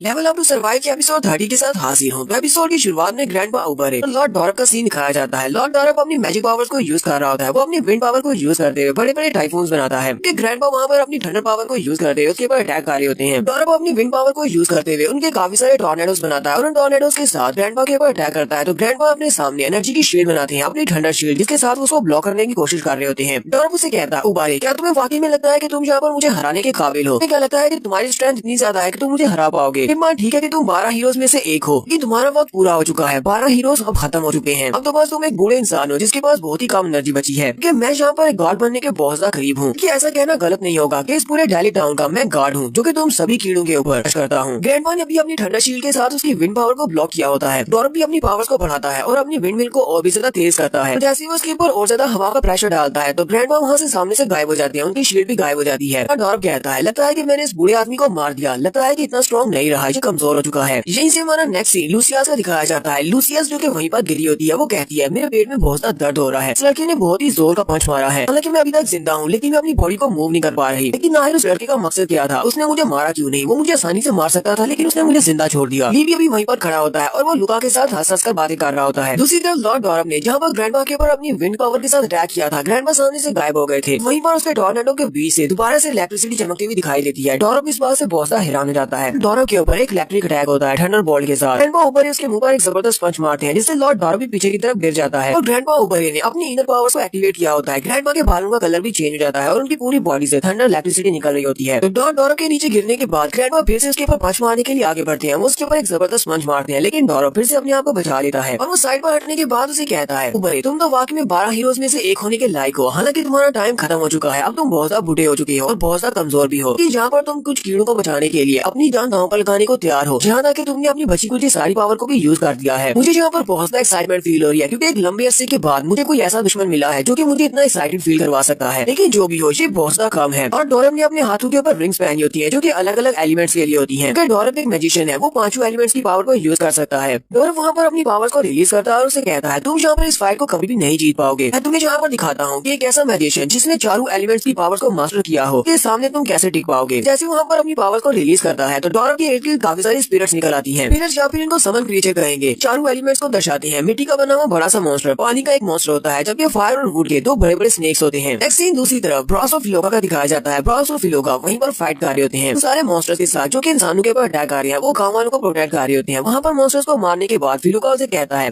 बहुत ज्यादा मॉन्स्टर्स यहाँ पर अपीयर नहीं हो रहे, मुझे लगता है कि ग्रैंडपा ने बैरियर को ब्लॉक कर दिया होगा। ब्रास भी उसे कहता हाँ फिलगोरा मुझे भी ऐसा ही लगता है, क्या तुम ठीक हो? तुम्हें कोई चोट तो नहीं लगी? फिलगोरा से कहता हाँ मैं बिल्कुल ठीक हूँ। मैं अपनी जिंदगी में पहली बार इतने ज्यादा मॉन्स्टर्स को देख रहा हूँ, ये सारे के सारे हाई लेवल के मॉन्स्टर्स हैं। आज अचानक से गाँव के अंदर आ कैसे गए? ब्रास से कहता हाँ मैं भी पहली बार इतने ज्यादा हाई लेवल के मॉन्स्टर्स को यहाँ पर देख रहा हूँ, मैं तो इस बारे में सोच भी नहीं सकता। अगर इस गाँव के इर्द गिर्द बैरियर नहीं होता तो फिर यहाँ के लोगों की जिंदगी कैसी होती? इतने ज्यादा हाई लेवल के मॉन्स्टर्स के सामने तो इंसानों के टिकने का कोई चांस ही नहीं है। ब्रास फिलगोरा से कहता है चलो यहाँ से बाहर वाले एरिया की तरफ चलते हैं, वहाँ पर भी बहुत सारे लोग हैं, गाँव वालों को वहाँ पर भी मुश्किल होगी। मॉन्स्टर्स अगर उनके ऊपर अटैक करेंगे तो अपने आप को बचा नहीं पाएंगे, वहाँ पर जाकर उन सभी को बचाना होगा। इसी वक्त दुनिया आसमान के अंदर बड़े बड़े समन क्रीचर्स दिखाई देते हैं। वो लोग उनकी तरफ देखकर बहुत ज्यादा हैरान हो जाते हैं। गोरा और ब्रॉस कहते हैं ये क्या है, ये तो बड़े बड़े समर क्रीचर्स हैं। तो उनकी नजर सामने एक बड़े से वाटर मॉन्स्टर के ऊपर पड़ती है, साथ में एक फायर स्नेक होता है। फिर गोरा कहता है ये तो water and fire elemental summons हैं। अपनी जिंदगी में पहली बार इतने बड़े बड़े समर क्रीचर्स को देख रहा हूँ। हाँ, मैंने इससे पहले भी मैजिशियंस को देखा है समर क्रीचर्स को बुलाते हुए, कि दो क्रीचर्स को एक साथ यहाँ पर बुलाना, इसका मतलब जो भी इसको कंट्रोल कर रहा है वो बहुत ज्यादा पावरफुल है। ब्रॉस कहता है बहुत सारे मैजिशियंस ऐसे होते हैं जो कि चारों एलिमेंट्स की पावर्स को यूज कर पाते हैं, लेकिन उन मैजिशियंस की जो कि चारों एलिमेंट को यूज कर पाते हैं उनकी पावर सिंगल एलिमेंट वाले मैजिशियंस से ज्यादा नहीं होती। इसी वजह से उनकी कॉम्पैटिबिलिटी बहुत ज्यादा वीक होती है। लेकिन यहाँ पर इस गाँव में एक ऐसा मैजिशियन है जो कि चारों एलिमेंट्स के समझ को यूज कर सकता है और उसकी कॉम्पैटिबिलिटी बहुत ज्यादा है। इसका मतलब ग्रैंडपा ने जिस डॉरफ के बारे में बताया था ये वही बंदा है। वही बार उस फाइटिंग के दौरान उन्हें लाइटनिंग भी चमकती हुई दिखाई देती है। ब्रॉस से कहता है सामने की तरफ देखो, लगता है कि वहाँ पर ग्रैंडपा है। ग्रैंडपा बड़ी स्पीड के साथ रुके हुए फायर समन के ऊपर अटैक आ रहे होते हैं। उस फायर के बने हुए बड़े से मॉन्स्टर के ऊपर अटैक आ रहे होते हैं, जबकि सामने की तरफ वहीं पर लॉर्ड डॉरफ खुद भी होता है। ग्रैंडपा बड़ी स्पीड के साथ फायर समन के क्रीचर को उसके ऊपर अटैक करते हुए डिस्ट्रॉय कर देते हैं और बड़ी स्पीड से आगे बढ़ते हैं। और वो लॉर्ड डॉरफ के करीब पहुंचने के बाद अपने special move triple thunder strike को यूज करते हैं। अपने दोनों हाथों को सामने करते हुए अपने हाथ से बहुत सारे थंडर बोल्ट्स निकालते हैं और लॉर्ड डॉरफ के ऊपर अटैक कर देते हैं। डॉरफ आगे से शुरू कर देता है और कहता है तुम्हें क्या लगता है कि तुम यहाँ पर मेरे पर अटैक कर सकते हो, जबकि मेरे पास इतने सारे गार्डियंस हैं। इसी वक्त साइड से अर्थ मॉन्स्टर एक जबरदस्त पंच मारता है, ग्रैंडपा को वहीं पर ग्राउंड के ऊपर गिरा देता है। लेकिन ग्रैंडपा भी उसके पंच को अवॉइड करने के फौरन बाद ही बड़ी स्पीड से ऊपर जाते हैं और उसके मुंह पर एक जबरदस्त पंच मारते हैं। ग्रैंडपा बड़े से मॉन्स्टर को पंच मारने के बाद उस मॉन्स्टर का सार उड़ा देते हैं, जिससे उसकी बॉडी वहीं पर नीचे गिर जाती है। इस वक्त वाटर मॉन्स्टर आगे बढ़ता है, ग्रैंडपा के ऊपर अटैक करता है और अपने स्पेशल मूव जिसका नाम वेव स्पीयर होता है उसके साथ ग्रैंडपा के ऊपर अटैक कर देता है। वेव स्पीयर के अटैक के बाद ग्रैंडपा वहीं पर नीचे गिरते हैं और गिरने के बाद वहीं पर खड़े होते हैं। उसी वक्त उन्हें महसूस होता है जैसे कि कोई और मॉन्स्टर उनके ऊपर अटैक करने वाला है। अर्थ मॉन्स्टर फिर से पीछे से निकलता है, अपने पंच को यूज करते हुए ग्रैंडपा के ऊपर एक जबरदस्त पंच मारता है और ग्रैंडपा उसके पंच के नीचे आ जाते हैं। और इसी पंच के साथ ग्रैंडपा के पास जितनी थंडर पावर होती है वो सारी की सारी खत्म हो जाती है। साथ ही ग्रैंडपा की रियल बॉडी जिसके ऊपर बहुत सारे कट्स लगे होते हैं वो वहाँ पर अपीयर होती है। लॉर्ड डॉरफ भी वहीं पर नीचे उतर आता है और उसे कहता है उबारे मैंने तुम्हें कुछ ज्यादा ही अंडर एस्टिमेट कर दिया। 12 हीरोज तो वाकई में अपनी शोहरत के लायक है। यहाँ पर फिर से मेरे अटैक को अवॉइड कर लिया और मरे नहीं। लेकिन चाहे कुछ भी हो जाए तुम तो सिर्फ एक मॉर्टल हो, तुम्हारी बॉडी बहुत ज्यादा वीक हो चुकी है। मुझे भी पता है, मैंने तुम्हारी कहानियां सुनी है कि तुमने डीमन क्वीन को हराया था। इस वक्त तुम स्ट्रॉन्ग हो सकते हो, लेकिन इस वक्त मेरे सामने तुम स्ट्रॉन्ग नहीं हो, क्योंकि इस वक्त मेरे पास एक बहुत ही यंग बॉडी है जिसके पास बहुत ही अनलिमिटेड मैजिक पावर है। अब मैं एक गॉड बन चुका हूँ। एक गॉड बनने के बाद मैं तुम्हारे जैसे बहुत सारे कमजोर मॉडल्स के ऊपर राज कर रहा हूँ। वो ऊपर फिर से खड़े हो जाते हैं और कहते हैं तुम एक बहुत ही घटिया इंसान हो जिसने अपनी सोल को डीमंस को बेच दिया ताकि वो डीमन से कुछ एक्सटर्नल पावर ले सके। इस नजर में तुम एक कुत्ते से ज्यादा कुछ नहीं हो जो कि गॉड के तलवे चढ़ रहा है। डॉरफ उसकी बात सुनने के बाद बहुत ज्यादा गुस्सा हो जाता है, कहता है अपनी बकवास बंद करो, तुम्हारी हिम्मत कैसे हुई मेरी इतनी ज्यादा इंसल्ट करने की, मैं एक गॉड हूँ। साथ ही वो अपनी पावर्स को यूज करते हुए ग्रैंडपा को अपनी तरफ खींचना शुरू करता है। वो ग्रैंडपा की बॉडी को उड़ाता हुआ अपने करीब ले आता है। ग्रैंडपा क्योंकि काफी ज्यादा जख्मी है इसी वजह से वो ज्यादा कुछ नहीं कर सकते। ग्रैंडपा उसके सामने होती है और लॉर्ड डॉरफ उसे कहता है क्या भी तुम मुझे अपना गॉड नहीं मानोगे? क्या तुम्हें दिखाई नहीं देता कि तुम्हारी लाइफ एंड डेथ इस वक्त मेरे हाथ में है? तुम्हें मारना मेरे लिए बिल्कुल एक चींटी को मसलने जैसा है, मैं जब चाहे तुम्हें मार सकता हूँ। डॉरफ उसे कहता है तुम्हारे मरने के बाद मैं सारे गाँव वालों को इस बारे में बताऊंगा कि तुमने मॉन्स्टर्स को गाँव के अंदर आने दिया बैरियर को तोड़कर, और उसके बाद मैंने यहाँ पर सारे मॉन्स्टर्स को मार दिया, साथ में तुम्हें भी। इस तरह मैं लोगों की नजर में फिर से एक बार हीरो बन जाऊंगा। तुम्हारा टाइम यहाँ पर पूरा हो चुका है, अब तुम्हारे मरने का वक्त है। वो जैसे उसे पंच मार कर मारने लगता है तो यहीं पर हमारे ली को दिखाते हैं। ली बड़ी स्पीड के साथ उस तरफ आ रहा होता है और ली वहाँ पर आने के साथ ही डॉरफ को एक जबरदस्त पंच मारता है जिससे वो उड़ता हुआ पीछे वाली दीवार में जाकर गिरता है। वहाँ पर आने के बाद ग्रैंडपा को संभालता और कहता है ग्रैंडपा कब क्या आप ठीक है? डॉरफ गिरने के बाद कहता है अब ये लड़का कौन है? ग्रैंडपा ली से कहते हैं हम बिल्कुल ठीक हूँ, बस छोटी मोटी चोटें हैं। यहाँ पर क्या कार्य, तुम्हें यहाँ पर नहीं आना चाहिए था। ली से कहता है जब मैंने वहाँ पर लुशियास को हराया तो उसने मुझे बताया कि आप यहाँ पर डॉरफ के साथ फाइट कर रहे हैं और आप यहाँ पर अकेले हैं। डॉरफ ने यहाँ पर आपको मारने की तैयारी की हुई है, इसीलिए मैं जल्दी से अपनी फाइट को खत्म करने के लिए आपकी तलवार लौटाने के लिए यहाँ पर आ गया। तो मुझे पहले से याद होता कि मुझे आपकी तलवार वापस देनी है। आपके साथ ये सब कुछ नहीं होता और आप इतनी बुरी तरह से जख्मी नहीं होते। अब आप अपनी तलवार मुझसे वापस ले लें। ग्रैंडपा से कहते हैं तुम्हें मेरी ओजिल को वापस करने की जरूरत नहीं है। अगर मेरी तलवार ओजिल मेरे पास भी होती तब भी मैं इसको नहीं हरा सकता था, क्योंकि इसने अपनी सोल को डीमंस को बेच दिया है कुछ एक्स्ट्रा पावर लेने के लिए। मेरी स्ट्रेंथ इतनी ज्यादा नहीं है कि मैं इसको हरा सकूं। और जिस तरह डॉरफ ने कहा कि मैं बहुत ज्यादा बुढ़ा हो चुका हूँ और 12 हीरोज का टाइम गुजर चुका है, अब ये एरा बदल चुकी है, इसका मुकाबला नहीं कर सकता, मेरे पास इतनी स्ट्रेंथ नहीं है। तो बस एक मॉडल बॉडी के साथ एक इंसान हूँ, तो अभी अपनी पीक पर था जो कि 12 हीरोज में से एक था, तो मेरे लिए यहाँ पर कुछ भी नहीं बचा। ग्रैंडपा ली से कहती है मैंने अपने खेतों में एक ट्रांसपोर्टेशन सील को छोड़ा है, तुम दोनों वहाँ पर जा सकते हो। सैली और बोबैन और बाकी के सभी दोस्तों को लेकर वहाँ पर चले जाओ। उस ट्रांसपोर्टेशन सील की मदद से तुम लोग गाँव से बाहर चले जाओगे। मैं जहाँ पर लॉर्ड डॉरफ को रोका रखता हूँ। लीव से कहता है ग्रैंडपा ओबरे मैं जहाँ पर से तुम्हें छोड़कर नहीं जाने वाला, मैं तुम्हें साथ लेकर जाऊंगा। ना ही सैली, ना ही बोबैन, रोज फिलगोरा और ना ही चिडलर, मैं किसी को भी छोड़कर नहीं जाऊंगा। वो हमेशा मुझसे कहा करती थी कि दुनिया में जिंदा रहना बहुत ज्यादा मुश्किल काम है, कि हमें बहुत सारी डिफिकल्टीज को फेस करना पड़ सकता है, लेकिन हमें हमेशा ही अपनी की तरफ देखना चाहिए, अपनी किस्मत को बदलने की कोशिश करना चाहिए, ना कि अपनी किस्मत के सहारे आगे बढ़ना चाहिए कि जो लिखा है वही मिले। ली ग्रैंडपा की तलवार को उनके सामने करता और कहता है ग्रैंडपा अपनी तलवार को पकड़े और इस मॉन्स्टर को हरा दे। हम दोनों मिलकर यहाँ पर डॉरफ को हराएंगे। डॉरफ को हराने के बाद हम सभी लोग मिलकर उस खोए हुए टेम्पल को ढूंढेंगे। उसके बाद हम सभी मिलकर लाटूना डेजर्ट को छोड़कर यहाँ से जाएंगे। ग्रैंडपा की बात सुनने के बाद अपनी तलवार को वापस ले लेती है। ली के पास विंडो ओपन होती है और कहा जाता है मिशन कंप्लीट हो गया है, तुमने तलवार ओजिल को वापस कर दिया है। ग्रैंडपा उसे कहती है चलो ठीक है, फिर मिलकर इसको हराते हैं। तो यहीं पर हम लोग अपनी एपिसोड 30 का एंड करेंगे। एपिसोड की एक्सप्लेनेशन अच्छी लगी हो तो कमेंट करके जरूर बताइएगा। चैनल को सब्सक्राइब कर दे, वीडियो को लाइक और शेयर कर दे। शुक्रिया।